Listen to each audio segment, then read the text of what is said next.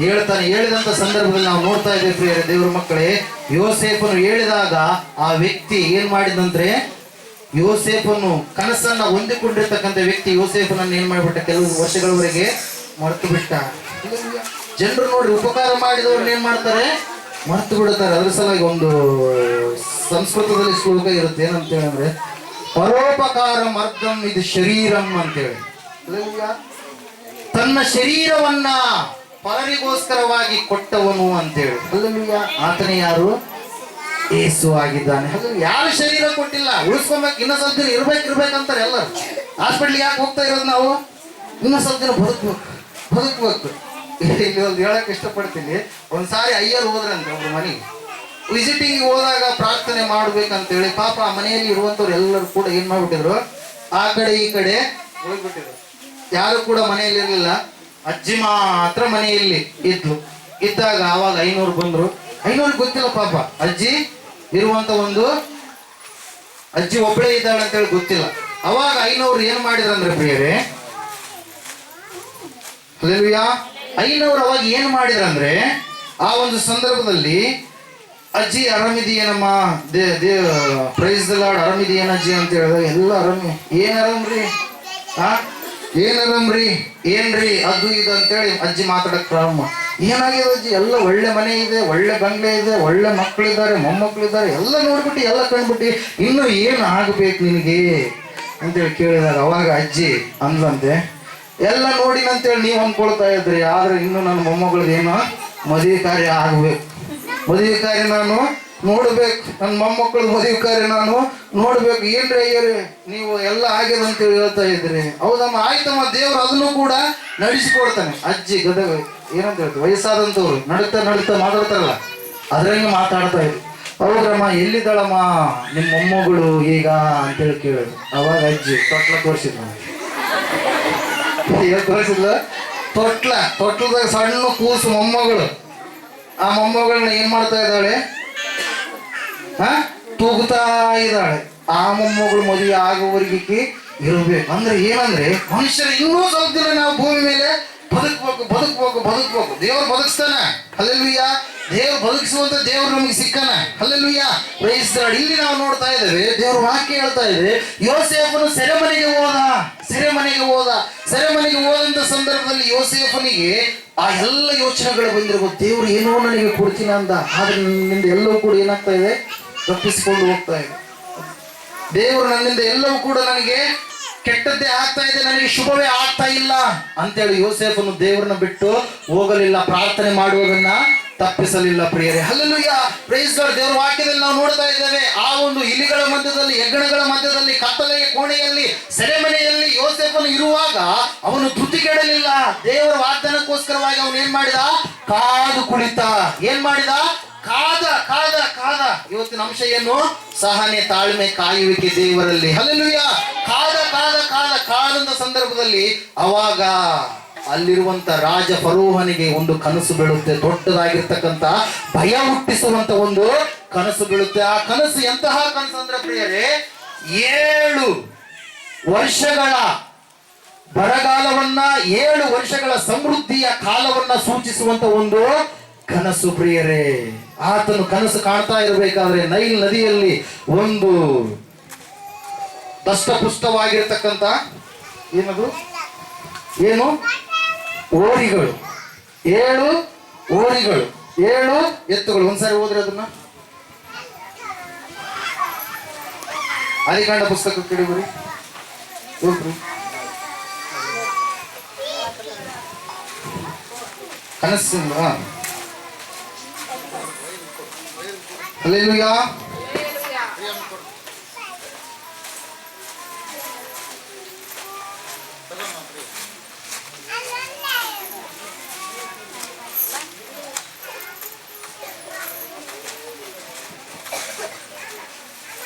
ವರ್ಷಗಳ ಮೇಲೆ ಫರೋಹನಿಗೆ ಕನಸು ಬಿತ್ತು. ಆ ಕನಸು ಏನೆಂದರೆ, ಅವನು ನೈಲ್ ನದಿ ತೀರದಲ್ಲಿ ನಿಂತಿದ್ದನು. ಅಷ್ಟರಲ್ಲಿ ಲಕ್ಷಣವಾದ 7 ಕೊಬ್ಬಿದ ಆಕಳುಗಳು ಆ ನದಿಯೊಳಗಿಂದ ಬಂದು ಹಾಪು ಹುಲ್ಲಿನಲ್ಲಿ ಮೇಯುತ್ತಿದ್ದವು.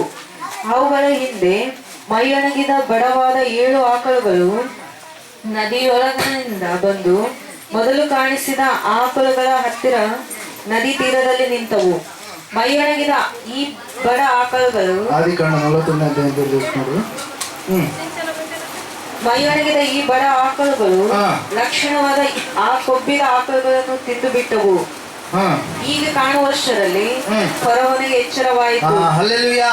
7 ಆಕಳುಗಳು, ದಷ್ಟಪುಷ್ಟವಾದ ಆಕಳುಗಳು, ಒಳ್ಳೆ ಆಕಳುಗಳು, ಒಳ್ಳೆ ರೀತಿಯ ಹಾಲು ಕರೆಯುವಂತ ಆಕಳುಗಳು, 7 ಆಕಳುಗಳು ಕಣ್ಣಂತೆ ನೈಲ್ ನದಿ ತೀರದಲ್ಲಿ ಕಂಡಾಗ ಅವಾಗ ಅದೇ ಸಮಯದಾಗ 7 ಆಕಳುಗಳು, ಇನ್ನೊಂದು 7 ಆಕಳುಗಳು ಬಂದು ಏನ್ ಮಾಡಿದ್ವಂತೆ, ಮೈ ಒಣಗಿದ ಬಡಕಲಾದಂತ ಆಕಳುಗಳು. ಅಂದ್ರೆ ನೀವು ನೋಡಿರ್ತೀರಿ, ತೆಳ್ಳಗಿರ್ತಕ್ಕಂಥ ಆಕಳುಗಳು, ಒಳಗಿನ ಎಲುಬೆಲ್ಲ ಕಾಣುವಂತ ಬಡಕಾಗಿರ್ತಕ್ಕಂಥ ಆಕಳುಗಳು ಬಂದು ದಷ್ಟಪುಷ್ಟವಾಗಿರ್ತಕ್ಕಂಥ ಈ 7 ಆಕಳುಗಳನ್ನು ಏನ್ ಮಾಡಿಬಿಟ್ಟುವಂತೆ, ತಿಂದು ಬಿಟ್ಟುವಂತೆ ಪ್ರಿಯರೇ. ಹಲ್ಲೆಲೂಯಾ.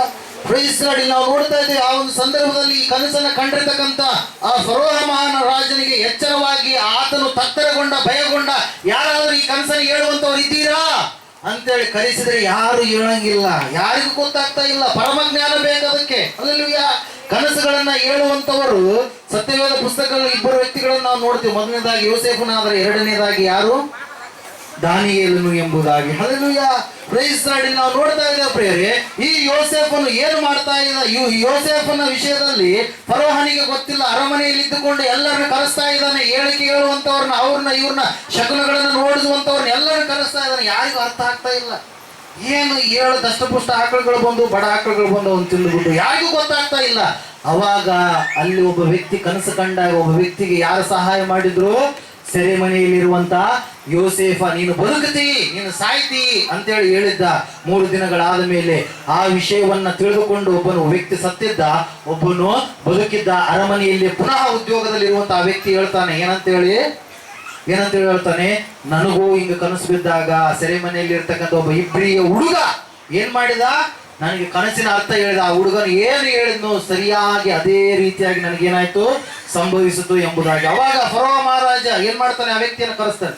ಇವ್ರು ನೋಡ್ರಿ 2 ವರ್ಷದವರೆಗೆ ಯಾರಿಗೂ ತುಟ್ಟು ಬಿಟ್ಟಿಕ್ಕಂದಿಲ್ಲ. ಹೋದ ತಕ್ಷಣ ಹೊರಗೆ ಹೋದ್ಮೇಲೆ ಆಯ್ತಪ್ಪ ನಿನ್ನ ಬಿಡುಗಡೆ ಮಾಡಿಬಿಡ್ತೀನಿ ಅಂದತ್ತ. 2 ವರ್ಷದವರೆಗೆ ಏನ್ ಮಾಡಿಲ್ಲ. ಮನುಷ್ಯರ ಬುದ್ಧಿ ಅದು. ಅಲ್ಲಯ್ಯ, ಎಂತ ಬುದ್ಧಿ, ನಾಯಿ ಬುದ್ಧಿ. ಅಲ್ಲಯ್ಯ. Praise Lord. ಉಪಕಾರ ಹೊಂದಿದಂಥವ್ರ ವ್ಯಕ್ತಿಗಳ ಜೀವಿತದಲ್ಲಿ ಉಪಕಾರ ಮಾಡ್ಬೇಕಂತ ಹೇಳಿರಲ್ಲ, ಒಳಗಡೆ ಏನಿರುತ್ತಾ ಅದೇ. ಒಬ್ರು ವ್ಯಕ್ತಿಗಳು ಯಾರು ನನ್ನ ಜೊತೆ ಸಂಭಾಷಣೆ ಮಾಡೋದಕ್ಕಾಗಿ ಒಂದು ಮಾತು ಹೇಳಿದ್ರೆ ಕೇಳಿದ್ದೆ, ಬಾಯಿ ಬಂಗಾರ, ಹೃದಯದ ಕತ್ರಿ ಅಂತ. ಅದು ಒಂದು. ಬಾಯಾಗ ಭಕ್ತಿ, ಬಗಲಾಗ ಕತ್ತಿ. ಅದಲ್ಲ, ಏನು ಬಾಯಿ ಬಂಗಾರ, ಮಾತು ಬಹಳ ಬಂಗಾರ, ಒಳಗಡೆ ಎಲ್ಲ ಕೆಟ್ಟ ಆಗಿರ್ತಕ್ಕಂಥಗಳೇ. ಹೆಂಗೆ ಇವ್ರನ್ನ ತುಳಿಬೇಕು, ಹೆಂಗೆ ಇವ್ರನ್ನ ನಾಶನ ಮಾಡಬೇಕು, ಎಲ್ಲಿ ಹೋಗಿ ಮಾಡಿಸ್ಕೊಂಬಂದ್ರೆ ಇವ್ರು ಬುದ್ಧಿ ಹೋಗ್ತಾರ.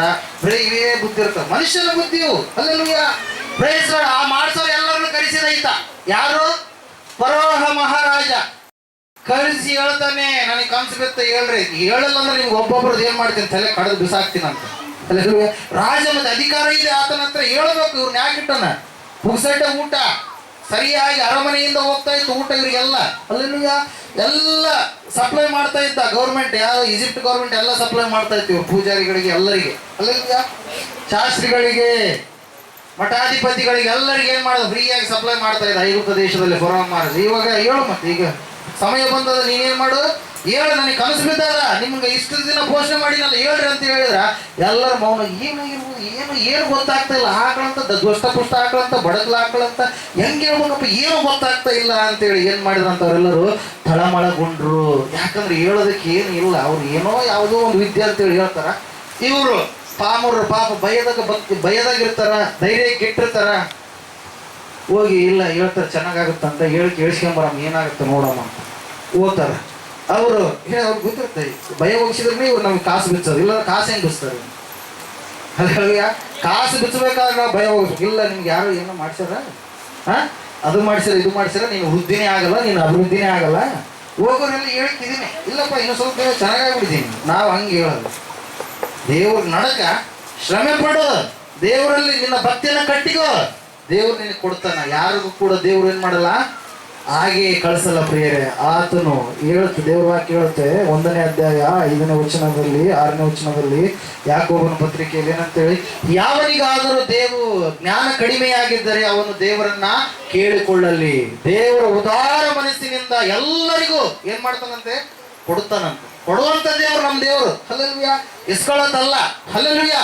ಇಲ್ಲಿ ನಾವು ನೋಡ್ತಾ ಇದ್ದೇವೆ, ಈ ಯೋಸೇಫನು ಕುರಿತಾಗಿ ಹೇಳಿದಾಗ ಯೋಸೇಫನನ್ನ ಸೆರೆಮನೆಯಿಂದ ಕರ್ಕೊಂಡ್ಬರ್ಬೇಕಂತೇಳಿ ಹೋದ್ರು ಪ್ರಿಯರೇ. ಯೋಸೇಫನಿಗೆ ಏನಾಗ್ಯವ, ಗಡ್ಡ ಬಂದ, ಎಲ್ಲ ಗಲೀಜ್, ಎಲ್ಲ ದುರ್ವಾಸನೆ, ಕೆಟ್ಟದಾದ ವಾಸನೆ ಬರ್ತಾ ಇದೆ. ಹೋಗಿ ಸ್ನಾನ ಮಾಡಿಸಿದ್ರು, ಕ್ಷೌರ ಮಾಡಿಸಿದ್ರು, ಒಳ್ಳೆಯ ಅರಸನ ಬಟ್ಟೆಗಳನ್ನು ಹಾಕಿ ಯೋಸೇಫನನ್ನು ಏನ್ ಮಾಡ್ತಾ ಇದ್ರು, ಈಗ ಸೆರೆಮನೆಯಿಂದ ಅರಮನೆಯ ಕಡೆಗೆ ನಡೆಸಿಕೊಂಡು ಬರ್ತಾ ಇದ್ದಾರೆ. ಹಲ್ಲೆಲೂಯಾ. ಎಲ್ಲಿಂದ ಎಲ್ಲಿ ಕರ್ಕೊಂಡು ಬರ್ತಾ ಇದ್ದಾರೆ, ಈಗ ಸೆರೆಮನೆಯಿಂದ ಅರಮನೆಯ ಕಡೆಗೆ. ಹಲ್ಲೆಲೂಯಾ. ಕರ್ಕೊಂಡು ಬಂದ ಮೇಲೆ ಹೇಳಿದ್ರು ಯೋಸೇಫನಿಗೆ ಹೇಳಿದಾಗ ಒಂದೇ ಮಾತು ಹೇಳಿದ, ಪರಾತ್ಪರನಾದ ದೇವರು ಈ ಕಾರ್ಯವನ್ನ ಮಾಡ್ತಾನೆ. 7 ದಷ್ಟಪುಷ್ಟವಾಗಿರ್ತಕ್ಕಂಥ ಆಕಳುಗಳಂದ್ರೆ 7 ಬರಗಾಲವಿಲ್ಲದಂತ ಸುಭಿಕ್ಷತೆಯ ವರ್ಷಗಳು ಅಂತೇಳಿ ಹೇಳಿದ. ಅವಾಗ ಬಡಕಲು ಆಕಳುಗಳು ಬಂದು 7 ದಷ್ಟಪುಷ್ಟ ಆಕಳುಗಳನ್ನು ತಿಂದ್ಬಿಟ್ಟವಲ್ಲ, ಆ 7 ಏನಂದ್ರೆ ಬರಗಾಲದ, ಭಯಂಕರವಾದಂತ ಬರಗಾಲ ಪ್ರಪಂಚವನ್ನು ತಟ್ಟಲಿಕ್ಕಿದೆ ಮಹಾರಾಜ ಅಂತೇಳಿ ಹೇಳಿದಾಗ ಪ್ರಿಯರೇ, ಆ ವ್ಯಕ್ತಿ ಹೇಳಿದಂತ ಮಾತುಗಳು, ಆತನು ಆಡಿದಂತ ಮಾತುಗಳು, ಪರಿಶುದ್ಧತೆ, ಆತನಲ್ಲಿ ಇರ್ತಕ್ಕಂಥ ದೈವ ಭಕ್ತಿ ನೋಡಿರ್ತಕ್ಕಂಥ ಫರೋಹ ಮಹಾರಾಜ ಏನನ್ನ ಗೊತ್ತಾ, ನೀವು ಒಬ್ಬ ಅಧಿಕಾರಿಯನ್ನು ನೇಮಿಸ್ಬೇಕಂತೇಳಿ ಯೋಸೇಫ್ ಹೇಳ್ತಾನೆ. 7 ಸುಭಿಕ್ಷತೆ ವರ್ಷಗಳು, 7 ಬರಗಾಲದ ವರ್ಷಗಳು ಬರ್ಲಿಕ್ಕಿದಾವೆ, ನೀನು ಅಧಿಕಾರಿಯನ್ನ ನೇಮಿಸಬೇಕು ಅಂತೇಳಿ ಹೇಳಿದಾಗ, ಅವಾಗ ಯಾವ ಅಧಿಕಾರಿ ಬೇಡ, ನನ್ನ ಹತ್ರ ಹೆಂಗಿದ್ದಾರೆ, ಬೇಸ ದುಡ್ಡು ತಿಂತಾರೆ, ಎಲ್ಲ ತಿಂತಾರೆ, ಹಣ ತಿಂತಾರೆ, ಹೊಟ್ಟೆ ಜೀವನ ನಡೆಸ್ತಾರೆ. ನನಗೆ ಕನಸು ಬಿದ್ದಿದ್ದು ಹೇಳಿದ್ರೆ ಒಬ್ರು ಹೇಳೋಳು ಎಲ್ಲ ನನ್ನಿಂದ ಪಡ್ಕೊಳ್ತಾ ಇದ್ದಾರೆ. ಕನಸಿನ ಅರ್ಥ ಹೇಳೋದ್ರು ನಾನು ಯಾಕೆ ನೇಮಿಸ್ಲಿ, ನೀನೇ ಪರಿಶುದ್ಧನಾಗಿ ಕಾಣಿಸ್ತಾ ಇದೀಯಾ, ನೀನೇ ದೇವರ ಭಕ್ತ, ನಿನ್ನನ್ನೇ ನೇಮಕ ಮಾಡ್ತೀನಿ ಅಂತ ಹೇಳಿ ಏನ್ ಮಾಡಿದ ಫರೋಹ ಮಹಾರಾಜ ಯೋಸೇಫನನ್ನು ಏನ್ ಮಾಡಿದ ಪ್ರಿಯರೇ, ರಾಜನನ್ನಾಗಿ, ಆ ಒಂದು ದೇಶದ ಪ್ರಧಾನ ಮಂತ್ರಿಯನ್ನಾಗಿ, ರಾಜನ ನಂತರ ಇವನೇ ಯೋಸೇಫನೇ ಅಂತೇಳಿ ಏನ್ ಮಾಡಿದ, ತನ್ನ ಉಂಗೂರವನ್ನ ತೆಗೆದು ಏನ್ ಮಾಡಿದ, ಅಧಿಕಾರವನ್ನ ಹಸ್ತಾಂತರ ಮಾಡಿದ. ನಾನಪ್ಪ ರಾಷ್ಟ್ರಪತಿ ಆಗಿರ್ತೀನಿ, ನಾನು ಬೇಡ, ನೀನೇ ಎಲ್ಲ ನೋಡ್ತೀನಿ, ನಾನು ರಬ್ಬರ್ ಸ್ಟಾಂಪು. ಅದ್ರ ಸಲುವಾಗಿ ಸಂವಿಧಾನದ ಮಾತು ಹೇಳಿಕೊಟ್ಟಿರ್ತ, ಏನು ಪ್ರಧಾನಮಂತ್ರಿ ಏನು ಲಿವಿಂಗ್ ಸ್ಟಾಂಪ್ ಇದ್ದಂಗತ್ತ, ಎಲ್ಲ ಕಾರ್ಯಗಳು ಹತ್ತನೇ ನೋಡ್ಕೊಂಡು ಹೋಗೋದು. ಆದ್ರೆ ಪ್ರೆಸಿಡೆಂಟ್ ರಬ್ಬರ್ ಸ್ಟಾಂಪ್ ಹೇಳಿದ್ರೆ ಸಂವಿಧಾನ ಓದಿರಲ್ಲ, ಓದಿದ್ರೆ ಗೊತ್ತಿರುತ್ತೆ. ಹಲ್ಲೆಲೂಯಾ. ಪ್ರೈಸ್. ರಾಷ್ಟ್ರಪತಿ ಏನಂತೆ, ರಬ್ಬರ್ ಸ್ಟಾಂಪ್ ಇದ್ದಂಗ ಎಲ್ಲ ಕಾರ್ಯ ಮಾಡೋದು ಯಾರು, ಪ್ರಧಾನಮಂತ್ರಿಗಳು. ಹಲ್ಲೆಲೂಯಾ. ಅದರಂಗೆ ಒಬ್ಬ ದೇಶದ ಪ್ರಧಾನಮಂತ್ರಿಯನ್ನಾಗಿ ಯಾರನ್ನ ರೂಪಿಸಿದ್ರು ದೇವರು, ದೇವರಲ್ಲಿ ಕಾದು ಕುಳಿತುಕೊಂಡು 13 ವರ್ಷಗಳ ಕಾಲ. ಎಷ್ಟು ವರ್ಷ ಕಾಲ ಯೋಸೇಫ, 13 ವರ್ಷಗಳ ಕಾಲ. ಈಗ ಈ ವಾರ ಬಂದಿರ್ತಾರ, ನೆಕ್ಸ್ಟ್ ವಾರ ಏನೋ ಆಗ್ಬಿಡ್ತಾರೆ, ಇಲ್ಲರ ಅಲ್ಲಿ ಹೋಗೋದಂಗಾಯ್ತು, ಜನರು ಮಾತಾಡಿದೇನೋ, ಇಲ್ಲ ಅಲ್ಲಿ ಹೋಗಿದ್ದೆ ಅದ್ರ ಸಲ ಹಿಂಗಾಯ್ತು ಅಂತ. ಎಷ್ಟು ತಾವು ಹಿಂದಿನ ದಿನಗಳಲ್ಲಿ ಮಾಡಿದಂತ ಕಲ್ಲು, ಕಟ್ಟಿಗೆ, ಮರ, ಗೊಂಬೆ ಎಲ್ಲ ಸುತ್ತಿರ್ತಕ್ಕಂಥವುಗಳ ಪಾಪಕರ್ಮಗಳು, ಅವುಗಳು ಯಾವಿರಲ್ಲ. ಅಲ್ಲಿ ಬಂದಾಗ ಅಲ್ಲಿ ಏನೇನೋ ಆಗಿರುತ್ತೆ, ಅದು ನೆನಪಿರಲ್ಲ. ಅಲ್ಲ ಇಲ್ಲ ದೇವ್ರ ಕಡೆಗೆ ಬಂದು ಅದಕ್ಕೆ ನಮ್ಗೆ ಹಿಂಗಾಗಿ ಏಸಪ್ಪನ ಕಡೆಗೆ ಬನ್ನಿ ದೇವ್ರ ಮೇಲೆ ಓಡಿಸ್ತಾರೆ. ನನಗೆ ಒಂದೊಂದ್ಸರಿ ಮತ್ತೆ ಭಾಳ ಸಿಟ್ಟು ಬರುತ್ತಾ, ಇರಲಿ ಅವ್ರು ತಿಳಿಲಾರ್ದೆ ಮಾತಾಡ್ತಾ ಇದ್ದಾರೆ. ದೇವರಲ್ಲಿ ಭಕ್ತಿವಂತರಾಗಿ ಬೆಳೆದ್ರೆ ಹಂಗೆ ಮಾತಾಡಲ್ಲ. ಅಲ್ಲೆಲ್ಲ ಒಬ್ಬಕ್ಕೆ ನಾಗಮ್ಮ ಅಂತೇಳಿ ಹೊನ್ನಳ್ಳಿ ಅವ್ರದ್ದು, ಆ್ಯಕ್ಚುಲಿ ಯಾವುದೋ ಊರು, ಆ ಊರಿನವ್ರವರು ಹೊನ್ನಳ್ಳಿಗೆ ಬಂದಿದ್ರು. ಅಕ್ಕಮ್ಮವ್ರು ಇರ್ತಾರೆ ಅಲ್ಲಿ. ಅಕ್ಕಮ್ಮವ್ರು ಇದ್ದಂಥ ಸಂದರ್ಭದಲ್ಲಿ ಅಕ್ಕಮ್ಮವ್ರಿಗೆ ತಮ್ಮ ಕಷ್ಟ ಎಲ್ಲ ಹೇಳ್ಕೊಂಡು, ಪಾಪ ತಾಯಿ ಸುಮಾರು ನಮ್ಮ ಅಜ್ಜಿ ವಯಸ್ಸಿರ್ಬೋದು, ಆಕೆಗೆ ಮದುವೆ ಆಗಿಲ್ಲ, ಭಾಳ ಯಥಾರ್ಥ ಉಳ್ಳ ಸ್ತ್ರೀಯಾಗಿ. ಆಕೆ ಅಕ್ಕಗ 100 ಎಕರೆ ಹೊಲ ಅದಂತ. ಎಷ್ಟ್ರಿ? 100 ಎಕರೆ ಹೊಲ ಅದ. ಆಕಿನ ಈಸಿಯಾಗಿ ಸಾಕ್ಬೋದಲ್ಲ. ಬೇಡ ಅಂತೇಳಿ ಅಕ್ಕನ ಮಕ್ಕಳು ಏನು ಮಾಡ್ಯಾರಂತೆ, ಬೆಂಗಳೂರಿಗೆ ದಬ್ಬಿ ಬಂದ್ರಂತೆ. ಅಲ್ಲಿ ಎಲ್ಲಿ ದಬ್ಬಿ ಬಂದ್ರೆ ಅಕ್ಕಮಾದೇವಿ ಸದನ ಅಂತ ಹೇಳಿದಾವೆ ಬೆಂಗಳೂರಲ್ಲಿ, ಅಲ್ಲಿ ಬಿಟ್ಟು ಬಂದ್ರಂತೆ ಅನಾಥಾಶ್ರಮಗಳಲ್ಲಿ. ಅಲ್ಲಿ ಬಿಟ್ಟು ಬಂದ ತಕ್ಷಣ ತಾಯಿ ಹೇಳ್ಕೊಳ್ತಾ ಇದ್ದಾಳೆ, ಅಪ್ಪ ನನ್ನ ಜೀವಿತ ಎಲ್ಲ ಬರೀ ಕಷ್ಟ. ಈಗ ಒಂದು ಏನಾಗಿದೆ, ನನಗೆ ಯೂಟ್ರಸ್ ಪ್ರಾಬ್ಲಮ್ ಆಗಿದೆ ಅಂತೇಳಿ ಎಲ್ಲ ಕಷ್ಟವನ್ನು ಹೇಳ್ಕೊಂಡ್ಲು. ಎಲ್ಲ ಕೇಳಿದೆ ನಾನು. ಅದಕ್ಕೆ ಸಾಗರ್ ಅಂತಿರ್ತಾನೆ, ಏನೋ ನೀವು ಅವ್ರು ಒಂದು ಸ್ವಲ್ಪ ಮಾತು ಹಚ್ಚಿದ್ರೆ ಸಾಕು, ಅವರು ಎಲ್ಲ ಇಡೀ ಚರಿತ್ರೆನೇ ಕೇಳಿಬಿಡ್ತೀವಿ. ಕೇಳಾರದೇ ಇದ್ರೆ ಅವ್ರ ಕುರಿತಾಗಿ ನಾವು ಪ್ರಾರ್ಥನೆ ಮಾಡೋಕ್ಕೆ ಆಗಲ್ಲ. Praise Lord. ಅವರು ತಮ್ಮ ಕಷ್ಟಗಳನ್ನು ಹೇಳ್ಕೊಂಡಾಗಲೇ ಅವ್ರಿಗೆ ಏನಾಗುತ್ತಾ, ಅಲ್ಲಿ ಸಮಾಧಾನ ಸಿಕ್ಬಿಟ್ಟಿರುತ್ತೆ. ಹಲ್ಲೆಲೂಯಾ. ಯಾಕಂದ್ರೆ ದೇವರ ಸನ್ನಿಧಾನದಲ್ಲಿ ನಾನು ಹೇಳಿಕೊಳ್ತಾ ಇದ್ದೇನೆ, ದೇವರು ನನಗೆ ಬಿಡುಗಡೆಯನ್ನ ಕೊಡುತ್ತಾನೆ ಅಂತೇಳಿ. ಆ ತಾಯಿ ಎಲ್ಲ ಹೇಳ್ಕೊಂಡ್ಲು. ಆತ ಅಂತ, ಇಲ್ಲಪ್ಪ ನಾನು 75,000 ರೂಪಾಯಿ ದುಡಿದೆ, ಸುಮಾರು 8 ವರ್ಷಗಳ ಕಾಲ ಬೆಂಗಳೂರಲ್ಲಿ ಇದ್ದೆ, ಇದ್ದು 75,000 ರೂಪಾಯಿ ದುಡ್ದೆ. ದುಡಿದ ಮೇಲೆ ನಾನೇನ್ ಮಾಡಿದೆ ಬರಬೇಕು, ಆಪರೇಷನ್ ಆದ್ರೂ ಮಾಡಿಸ್ಕೊಬೇಕು, ಏನ್ ಪ್ರಾಬ್ಲಮ್ ಅಂತ ಕೇಳ್ಕೊಬೇಕು ಅಂತೇಳಿ ಏನ್ ಮಾಡಿದ್ಲಂತೆ, ಬೆಂಗಳೂರಿಂದ ಬಸ್ ಹತ್ತಿ ಏನ್ ಮಾಡಿದ್ಲು, ಸಿರುಗುಪ್ಪಕ್ಕೆ ಬಂದಳು. ಸಿರುಗುಪ್ಪದಿಂದ ಅಲ್ಲಿ ದೊಡ್ಡನಕೆರೆ ಏನೋ ಬರುತ್ತೆ ಆಧುನಿ ಸೈಡ್, ಅಲ್ಲಿ ತಮ್ಮ ತಂಗಿ ಮಕ್ಕಳು ಯಾರೋ ಇದಾರಂತೆ, ಅಲ್ಲಿಗೆ ಹೋದ್ಲಂತೆ. ಅಲ್ಲಿಗೆ ಹೋದ್ಮೇಲೆ ಹೋಗ್ಬೇಕಾದ್ರೆ ಆಧೋನಿಯಲ್ಲಿ ಪಾಪ ಎಮ್ಮ ಯಥಾರ್ಥ ಅಂತ ಹೇಳಿದ್ನಲ್ಲ, ಹಣ 75,000 ರೂಪಾಯಿ ಹಿಂಗೆ ಇಟ್ಕೊಂಡಾಳೆ. ಕತ್ರಿ ಹಾಕ್ಬಿಟ್ರೆ ಆಧೋನಿಗೆ ಮೊದಲೇ ಕಳ್ರ ಜಗ್ಯ, ಹೆಣ್ಮಕ್ಳು ಗಂಡ್ಮಕ್ಳು ಇಬ್ರು ಕಳ್ತನ ಮಾಡ್ತಾರೆ. ಪ್ರೇಸ ಕತ್ರಿ ಹಾಕ್ಬಿಟ್ರ. ಈ ಅಮ್ಮ ನೋಡೋಣ, ಬ್ಯಾಗ್ ಚೆಕ್ ಮಾಡಿದ ಎಲ್ಲ ನೋಡೋಣ. ನಾ ಹೇಳಿದ್ ಈಗಾಗಲೇ ಯಥಾರ್ಥ ಅಂತ ಹೇಳಕ್ಕೆ ಅವೆಲ್ಲ ನೋಡೋಣ, ಸುಮ್ಮನೆ ಇದಾಳ. ರೊಕ್ಕ ಲಪ್ಟಾಯ್ಸಕ್ ಬಂದ್ರಂತ ಒಂದು ಸ್ಥಿತಿ ಕೂಡ ಇರ್ಲಾರ್ದಾಗಿ, ಇಲ್ಲಪ್ಪ ನನಗೆ ಏನೋ ಕಣ್ಣನ ಕಟ್ಟಿದಂಗೆ ಆಗ್ಬಿಡ್ತು ಅಂತೇಳಿ ಅಯ್ಯಮ್ಮ ಎಲ್ಲ ಹೇಳ್ಕೊಂಡು 75,000 ರೂಪಾಯಿ ಏನ್ ಮಾಡಿದಂತೆ, ಎಲ್ಲ ಇದಾಯ್ತು. ಎಲ್ಲ 75,000 ರೂಪಾಯಿ ಏನ್ ಮಾಡಿದ್ಲು, ಕಳ್ಕೊಂಡ್ಲು. ಪ್ರಿಯರ್ ಯಾಕೆ ಹೇಳ್ತಾ ಇದ್ದಾಳ, ಇಲ್ಲ ರೀ ನಾನು 3 ವಾರ ಇಲ್ಲಿ ಬರೋಕ್ಕಿಂತ 3 ವಾರ ಚರ್ಚ್ಗೆ ಹೋಗಿದ್ದೆ, ಅದ್ರ ಸಲುವಾಗಿ ನನಗೆ ಹಿಂಗಾಗ್ಯದ ಅಂತ ಹೇಳಲ್ಲ. ಹೇಳಲ್ಲ, 3 ವಾರ ಚರ್ಚ್ಗೆ ಹೋಗಿ ಬಂದೆ, ನಂದು ಇದು ಆರೋಗ್ಯ ಬರಲಿ ಅಂತೇಳಿ ಹೋಗಿ ಬಂದಪ್ಪ, ಅಲ್ಲಿ ಎಲ್ಲ ಪ್ರೇಯರ್ ಅಲ್ಲಿ ಎಲ್ಲ ಕೊಟ್ರು, ಅದ್ರ ಸಲುವಾಗಿ ನನಗೆ ಹಿಂಗಾಯ್ತಾನಪ್ಪ. ಅವ್ರ ಅಕ್ಕಮ್ಮರು ಅಂದ್ರ ಏಸಪ್ಪ ಅಲ್ಲ, ಯಾರು ನೀನ್ ಅವನ್ ಬೇಡ್ಕೊಂಡಿದ್ಯ, ನೀನ್ ಏನು ಮಾಡ್ತದೆ ಅದೇ ನಿಂದು ಲೆಫ್ಟ್ ಆಯ್ಸಿರೋದು. ಏಸಪ್ಪನ ಮೇಲೆ ಯಾಕೆ ಜೂಲಿ ಆಗ್ತೀನಿ ಅಂತೇಳಿ ಸ್ಟ್ರಾಂಗ್ ಆಗಿ ಮಾತಾಡಿದ್ರು. ಅಕ್ಕಮ್ಮವ್ರು ಮಾತು ಕೇಳಿರ, ಹಲ್ಲೆಲೂಯಾ. ಹೊನ್ನಳ್ಳಿ ಅಕ್ಕಮ್ಮವ್ರು, ಹಲ್ಲೆಲೂಯಾ. ಯಾರಿಗೂ ಅನ್ಸಲ್ಲ ಅವ್ರು, ಹಲ್ಲೆಲೂಯಾ. Praise lord. ದೇವ್ರ ವಿಷಯಕ್ಕೆ ಬಂದ್ರೆ ಮುಲಾಜಿಲ್ಲರದಾಗಿ ಏನ್ ಮಾಡ್ತಾರೆ, ಭಕ್ತಿಯನ್ನ ಬಿಟ್ಟುಕೊಡಲ್ಲ, ಭಕ್ತಿವಂತರಾಗಿ ಅವ್ರು ಮಾತಾಡ್ತಾರೆ. ದೇವ್ರ ಮೇಲೆ ಗೂಬೆ ಕೂಡಿಸಿದ್ರೆ ಸುಮ್ಮನೆ ಇರಲ್ಲ. ಹಲ್ಲೆಲೂಯಾ. ಇಲ್ಲಿ ನಾವು ನೋಡ್ತಾ ಇದ್ದೇವೆ ದೇವ್ರ ವಾಕ್ಯ. ಆ ಒಂದು ಸಂದರ್ಭದಲ್ಲಿ ಆ ಸ್ತ್ರೀ ಎಲ್ಲ ಕಷ್ಟ ಹೇಳ್ಕೊಂಡು ಅವಾಗ ನಾವು ಪ್ರಾರ್ಥನೆ ಮಾಡಿದ್ವಿ, ಯೂಟ್ರಸ್ ಪ್ರಾಬ್ಲಮ್ ದೇವ್ರೆ ಎಲ್ಲ ತೊಲಗಿಸಂತೇಳಿ ಕಣ್ಣೀರಿನಿಂದ ನಾನು ಪ್ರಾರ್ಥನೆ ಮಾಡಿದೆ. ಅಯ್ಯಮ್ಮ ಕಣ್ಣೀರಿಟ್ಲು, ಅಕ್ಕಮ್ಮವರು ಕೂಡ ಕಣ್ಣೀರಿಟ್ರು. ಹಲ್ಲೆಲೂಯಾ. ಆ ಒಂದು ಸಂದರ್ಭದಲ್ಲಿ ನಾವೆಲ್ಲ ಪ್ರಾರ್ಥನೆ ಮಾಡಿದಾಗ ಅವಾಗ ಆಕಿ ಮೊನ್ನೆ ಹೈದರಾಬಾದ್ಗೆ ಹೋಗಿದ್ದಂತ, ಹಿಂಗೆ ಸ್ಕ್ಯಾನಿಂಗ್ ಮಾಡಿಸ್ಕೊಬೇಕಂತ ಹೇಳಿ ಎಲ್ಲ ರಿಪೋರ್ಟ್ ಏನ್ ಬಂದಿದೆ, ನಾರ್ಮಲ್ ಬಂದಿದೆ. ಹಲ್ಲೆಲೂಯಾ. Praise the Lord. ದೇವರು ಪ್ರಾರ್ಥನೆಯನ್ನ ಕೇಳುವಂತ ದೇವರಾಗಿದ್ದಾನೆ, ಆದ್ರೆ ದೇವ್ರ ಮೇಲೆ ಗೂಬೆ ಕೂಡಿಸಬಾರ್ದು ನಾವು ಯಾವತ್ತೂ ಕೂಡ. ಅಲ್ಲಿಗೆ ಹೋದಕ್ಕೆ ಹಂಗಾಯ್ತು ಹಿಂಗಾಯ್ತು ಅಂತ. ಹಲ್ಲೆಲೂಯಾ. ದೇವರು ಒಳ್ಳೆಯದನ್ನೇ ಮಾಡುವಂತವನಾಗಿದ್ದಾನೆ ಹೊರತಾಗಿ ಕೇಡನ್ನ ಅಲ್ವೇ ಅಲ್ಲ ಪ್ರಿಯರೇ. ಹಲ್ಲೆಲೂಯಾ. ಇಲ್ಲಿ ನಾವು ನೋಡ್ತಾ ಇದ್ದೇವೆ, ಈ ವ್ಯಕ್ತಿ ಯಾರು, ಯೋಸೇಫನು 13 ವರ್ಷ ಮನೆ ಬಿಟ್ಟಾಗ ಸುಮಾರು 17 ವರ್ಷದ ಹುಡುಗ ಫರೋಹನ ಆಸ್ಥಾನದಲ್ಲಿ ನಿಂತುಕೊಂಡಾಗ ಎಷ್ಟು ವರ್ಷದವನಾಗಿದ್ದಾನೆ, 47ನೇ ಅಧ್ಯಾಯದಲ್ಲಿ ನಾವು ನೋಡ್ತಾ ಇದ್ದೇವೆ. ಮೊದಲನೇ ವಚನದಲ್ಲಿ ಎಷ್ಟು ವರ್ಷದವನಾಗಿದ್ದಾನೆ, 30 ವರ್ಷದವನು. 17 ಪ್ಲಸ್ 17 ಮೈನಸ್ 30 ಎಷ್ಟಾಗುತ್ತೆ, 13 ವರ್ಷಗಳ ಕಾಲ ಶ್ರಮೆಯನ್ನ, ಸಂಕಟವನ್ನ, ಆ ಒಂದು ಎಲ್ಲ ಕೊರತೆಗಳನ್ನು ಅನುಭವಿಸಿದ್ದಾನೆ. ಆದ್ರೆ ತಾನು ಇಟ್ಟಿರ್ತಕ್ಕಂಥ, ದೇವರು ಕೊಟ್ಟಿರ್ತಕ್ಕಂಥ ವಾಗ್ದಾನವನ್ನ, ಕನಸನ್ನ ಮರೀಲಿಲ್ಲ ಪ್ರಿಯರೇ. ಹಲ್ಲೆಲೂಯಾ. ಮರತ್ನ ಯೋಸೇಫ ಮರಿಲೇ ಇಲ್ಲ. ಯಾಕೆ ಮರಿಲಿಲ್ಲ ಹೇಳ್ರಿ, ಅವನು ದೇವರಲ್ಲೇ ಇದ್ದಾನೆ. ಆ 44ನ ಮನೆಯಲ್ಲಿ ಇರಬೇಕಾದ್ರೂ ದೇವರಲ್ಲೇ ಇದ್ದಾನೆ, ಸೆರೆಮನೆಯಲ್ಲಿ ಇರಬೇಕಾದ್ರೂ ದೇವರಲ್ಲೇ ಆತುಕೊಂಡಿದ್ದಾನೆ.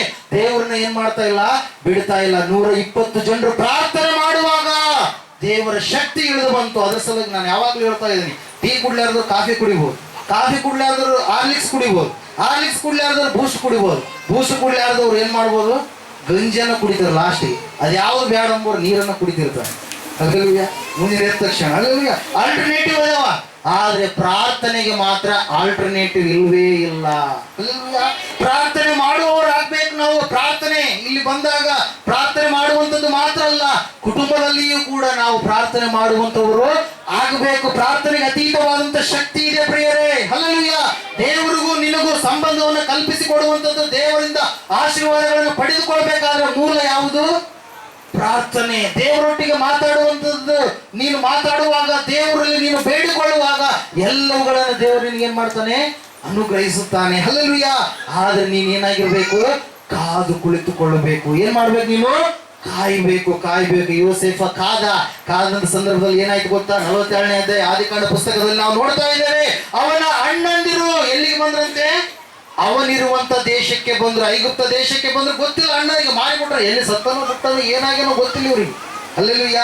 ಆ ಯೋಸೇಫನ ಮುಂದುಗಡೆ ಬಂದು 42ನೇ ಅಧ್ಯಾಯದಲ್ಲಿ ನಾವು ನೋಡ್ತಾ ಇದ್ದೇವೆ ಪ್ರಿಯರೇ, ಈ ಅಣ್ಣಂದ್ರು ಏನು ಮಾಡ್ತಾ ಇದಾರಂದ್ರೆ, ಯೋಸೇಫನ ಮುಂದುಗಡೆ ಬಂದು ಮೊಣಕಾಲೂರಿ ಅಡ್ಡ ಬಿದ್ದು ಏನ್ ಮಾಡ್ತಾ ಇದಾರೆ, ಆ ವಾಕ್ಯಗಳನ್ನ ಹೇಳ್ತಾ ಇದಾರೆ ನೋಡ್ರಿ. ಹಲ್ಲೆಲೂಯಾ. 42ನೇ ಅಧ್ಯಾಯ ತೆಗೆದುಕೊಂಡಿದ್ದೀರಾ, 6ನೇ ವಚನ. ಐಗುಪ್ತ ದೇಶದ ಮೇಲೆ ಅಧಿಕಾರವನ್ನು ನಡೆಸಿ ಜನರಿಗೆ ಧಾನ್ಯವನ್ನು ಮಾರಿಸುವವನು ಯೋಸೇಫನೇ.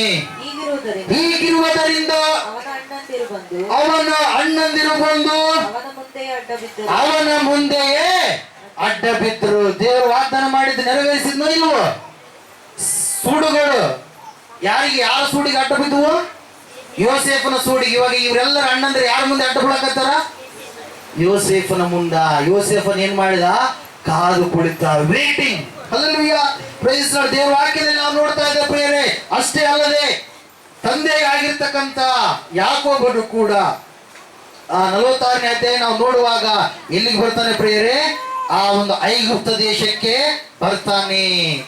ಯೋಸೇಫನ ಆಳ್ವಿಕೆಗೆ ಒಳಪಡ್ತಾನೆ ಎಂಬುದಾಗಿ ದೇವರ ವಾಕ್ಯ ನಮಗೆ ತಿಳಿಸ್ತಾ ಇದೆ. ಹಲ್ಲೆಲೂಯಾ. ಅದರ ಸಲುವಾಗಿ ದೇವರ ವಾಕ್ಯ ಹೇಳುತ್ತೆ 10ನೇ ಅಧ್ಯಾಯದಲ್ಲಿ ಇಬ್ರಿಯರಿಗೆ ಬರೆದ ಪತ್ರಿಕೆಯಲ್ಲಿ ಒಂದು ಮಾತು ಇರುತ್ತೆ. ಆ ಮಾತು ಏನಂದ್ರೆ 10ನೇ ಅಧ್ಯಾಯ 35-36 ವಚನ ಏನಂತ ಹೇಳುತ್ತಂದ್ರೆ, ಹಾಗಾದರೆ ನಿಮ್ಮ ಧೈರ್ಯವನ್ನ ಬಿಟ್ಟು ಬಿಡಬೇಡಿರಿ, ಅದಕ್ಕೆ ಮಹಾ ಪ್ರತಿಫಲ ಉಂಟು. ದೇವರ ಚಿತ್ತವನ್ನ ನೆರವೇರಿಸಿ ವಾಗ್ದಾನದ ಫಲವನ್ನ ಹೊಂದಬೇಕಾದರೆ ನಿಮಗೆ ತಾಳ್ಮೆ ಬೇಕು. ಏನ್ ಬೇಕು? ನಮಗೆ ತಾಳ್ಮೆ ಬೇಕು, ಸಹನೆ ಬೇಕು. ಹಲ್ಲೆಲೂಯಾ. ತಾಳ್ಮೆ ಸಹನೆ ಇರಲಾರದೆ ನಾವು ದೇವರ ಚಿತ್ತವನ್ನ, ದೇವರ ವಾಗ್ದಾನಗಳನ್ನು ಪಡೆದುಕೊಳ್ಳೋದಕ್ಕೆ ಆಗೋದಿಲ್ಲ ಪ್ರಿಯರಲ್ಲಿ. ನಾವು ನೋಡ್ತಾ ಇದ್ದೇವೆ ಯೋಸೇಫನು ಆತನ ಮುಂದೆ ಅಣ್ಣಂದ್ರೆ ಎಲ್ಲರೂ ಕೂಡ ಏನ್ ಮಾಡಿದ್ರು? ಅಡ್ಡ ಬಿದ್ದರು. ತಮ್ಮನ್ನು ಅಡ್ಡ ಬಿದ್ದ ತಂದೆಯು ಕೂಡ ಯೋಸೇಫನ ಆಳ್ವಿಕೆಗೆ ಒಳಪಟ್ಟ ಪ್ರಿಯರೇ. Hallelujah, praise Lord. ಇವತ್ತಿನ ದಿನಗಳಲ್ಲಿ ನಾವು ನೋಡ್ತಾ ಇದ್ದೇವೆ ಬರಗಾಲಗಳನ್ನ, ಆ ಒಂದು ಸಮೃದ್ಧಿಯ ಕಾಲಗಳನ್ನ ಕಳುಹಿಸಿಕೊಟ್ಟವರು ಯಾರು? ದೇವರೇ ಆಗಿದ್ದಾನೆ. ದೇವರ ಕೈಯಲ್ಲೇ. ದೇವರು ನಂಬುತ್ತಾ ಇಲ್ಲ ಜನ. ಎದ್ರ ಸಲುವಾಗಿ ದೇವ್ರು ಮಾಡುವಂಥದ್ದು? ಅಟ್ಲೀಸ್ಟ್ ಆಗಿ ಇವಾಗಲೂ ದೇವ್ರ ಕಡೆಗೆ ಬರಲಿ ಅಂತೇಳಿ ಆ ಶ್ರಮೆಗಳನ್ನ, ಒಂದು ಸಂಕಟಗಳನ್ನ, ಒಂದು ಪ್ರಕೃತಿಯನ್ನ ದೇವರು ಏನ್ ಮಾಡ್ತಾನೆ? ಬಳಕೆ ಮಾಡ್ತಾನೆ ಪ್ರಿಯರಲ್ಲಿ. ನಾವು ನೋಡ್ತಾ ಇದ್ದೇವೆ ಇವತ್ತಿನ ದಿನ ಸೈನ್ಸ್, ವಿಜ್ಞಾನ ಎನ್ನುವಂಥದ್ದು ಎಷ್ಟು ಮುಂದುವರೆದಿದೆ ಅಂದ್ರೆ, ದೇವರು ಯಾವಾಗಲೂ ವಿಜ್ಞಾನದ ಬಗ್ಗೆ ಮೊದಲೇ ಏನ್ ಮಾಡಿಬಿಟ್ಟಿದಾನ?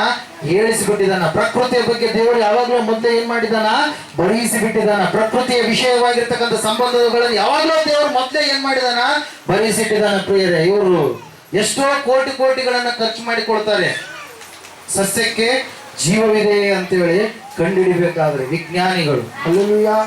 ಮತ್ತೆ ಒಂದು ಸಸ್ಯ ಇನ್ನೊಂದು ಸಸ್ಯ ಜೊತೆಗೆ ಮಾತಾಡುತ್ತೆ. ಬೋಟ್ನಿಸ್ಟ್ ಅಂತ ಹೇಳ್ತೀವಿ, ಪ್ಲಾಂಟ್ ಸೈಂಟಿಸ್ಟ್ ಎಂಬುದಾಗಿ ಹೇಳ್ತೀವಿ ನಾವು ಅವ್ರನ್ನ. ಅಂದ್ರೆ ಏನ್ರಿ?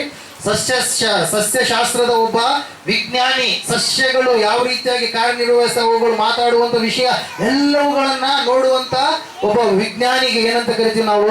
ಸಸ್ಯಶಾಸ್ತ್ರ ವಿಜ್ಞಾನಿ. ಸಸ್ಯಶಾಸ್ತ್ರದ ಬಗ್ಗೆನೇ ಅವರು ಏನ್ ಮಾಡ್ತಾ ಇರ್ತಾರೆ? ಸ್ಟಡಿ ಮಾಡ್ತಾ ಇರ್ತಾರೆ ಪ್ರಿಯರೇ. ಹಲ್ಲೆಲೂಯಾ. ನಮ್ಮ ದೇವರು ಯಾವಾಗ್ಲೂ ಸಸ್ಯಗಳು ಮಾತಾಡ್ತವೆ ಅಂತೇಳಿ ಬರೆಸಿಟ್ಟಿದ್ದಾನೆ. ಹಲ್ಲೆಲೂಯಾ. ಸಸ್ಯಗಳು ಏನ್ ಮಾಡ್ತವೆ? ಮಾತಾಡ್ತವೆ. ರೀಸೆಂಟ್ ಆಗಿ ನೀವು ಬೇಕಾದ್ರೆ ಯೂಟ್ಯೂಬ್ ಅಲ್ಲಿ ಹೊಡ್ರಿ, ಪ್ಲಾಂಟ್ಸ್ ಏನ್ ಮಾಡ್ತಾವ್ರಿ? ಮಾತಾಡ್ತವೆ. ಒಂದು ಸಸ್ಯ ಇನ್ನೊಂದು ಸಸ್ಯದ ಜೊತೆಗೆ ಮಾತಾಡುತ್ತೆ. ಒಂದು ಸಸ್ಯ ಇನ್ನೊಂದು ಸಸ್ಯನ ತುಳಿದು ಹಾಕುತ್ತೆ. ಪಕ್ಕದಾಗ ಒಂದು ಗಿಡ ಸಮೃದ್ಧಿಯಾಗಿ ಬೆಳೆದುತ್ತೆ, ಇನ್ನೊಂದು ಗಿಡ ಯಾಕೆ ಅಸಮೃದ್ಧಿಯಿಂದ ಇರುತ್ತೆ ಹೇಳ್ರಿ? ಅದಕ್ಕೆ ಕಂಡು ಆಗಲ್ಲ. ಸೈಂಟಿಫಿಕಲಿ ದೃಢಪಟ್ಟಿದೆ ಇದು, ನಾನು ಸುಮ್ಮನೆ ಹೇಳ್ತಾ ಇಲ್ಲ ವಿಷಯ. ಹಲ್ಲೆಲೂಯಾ. ಒಂದು ಗಿಡ ಕಂಡ್ರೆ ಇನ್ನೊಂದು ಗಿಡಕ್ಕೆ ಆಗಲ್ಲ. ಕೆಲವೊಂದು ಗಿಡಗಳು ಫ್ರೆಂಡ್ಶಿಪ್ ಇರ್ತಾವ, ಅದ್ರೊಳಗ ಗಿಡದಲ್ಲೇ ಫ್ರೆಂಡ್ಶಿಪ್ ಇರ್ತಾವ. ಹಲ್ಲೆಲೂಯಾ. ಒಂದು ಗಿಡ ಕಂಡ್ರೆ ಇನ್ನೊಂದು ಗಿಡಕ್ಕೆ ಕಂಡ್ರೆ ಆದಾಗ ಬೇಸ್ ತನ್ನ ಹೀರ್ಕೊಂಡಿರ್ತಕ್ಕಂಥ ನೀರನ್ನು ಇನ್ನೊಂದು ಗಿಡಕ್ಕೆ ಏನ್ ಮಾಡ್ತದ? ಸಪ್ಲೈ ಮಾಡುತ್ತೆ. ಯಾವ್ದು ಸರಿಯಾಗಿ ಕಾಣಲ್ಲೋ ಆ ಗಿಡವನ್ನು ಏನ್ ಮಾಡ್ಬಿಡುತ್ತಾ? ತುಳಿದು ಬಿಡುತ್ತ. ಹಲ್ಲೆಲೂಯಾ. ಅದರಲ್ಲಿ ಭಯೋತ್ಪಾದಕರು ಇದ್ದಾರಂತ. ಮತ್ತೆ ಮರಗಳಲ್ಲಿ ಸೈನ್ಸ್ ಹೇಳುತ್ತೆ ಬೇರೆ, ನಾನು ಹೇಳುವಂತ ಮಾತಾಡೋದು. ಹಲ್ಲೆಲೂಯಾ. Praise Lord. ಅದರೊಳಗಡೆ ಒಬ್ರು ಕಂಡು ಒಬ್ರು ಆಗಲಾರದ ಪರಿಸ್ಥಿತಿಗಳು ಕೂಡ ಇದಾವಂತ ಮರಗಳಲ್ಲಿ. ಹಲ್ಲೆಲೂಯಾ.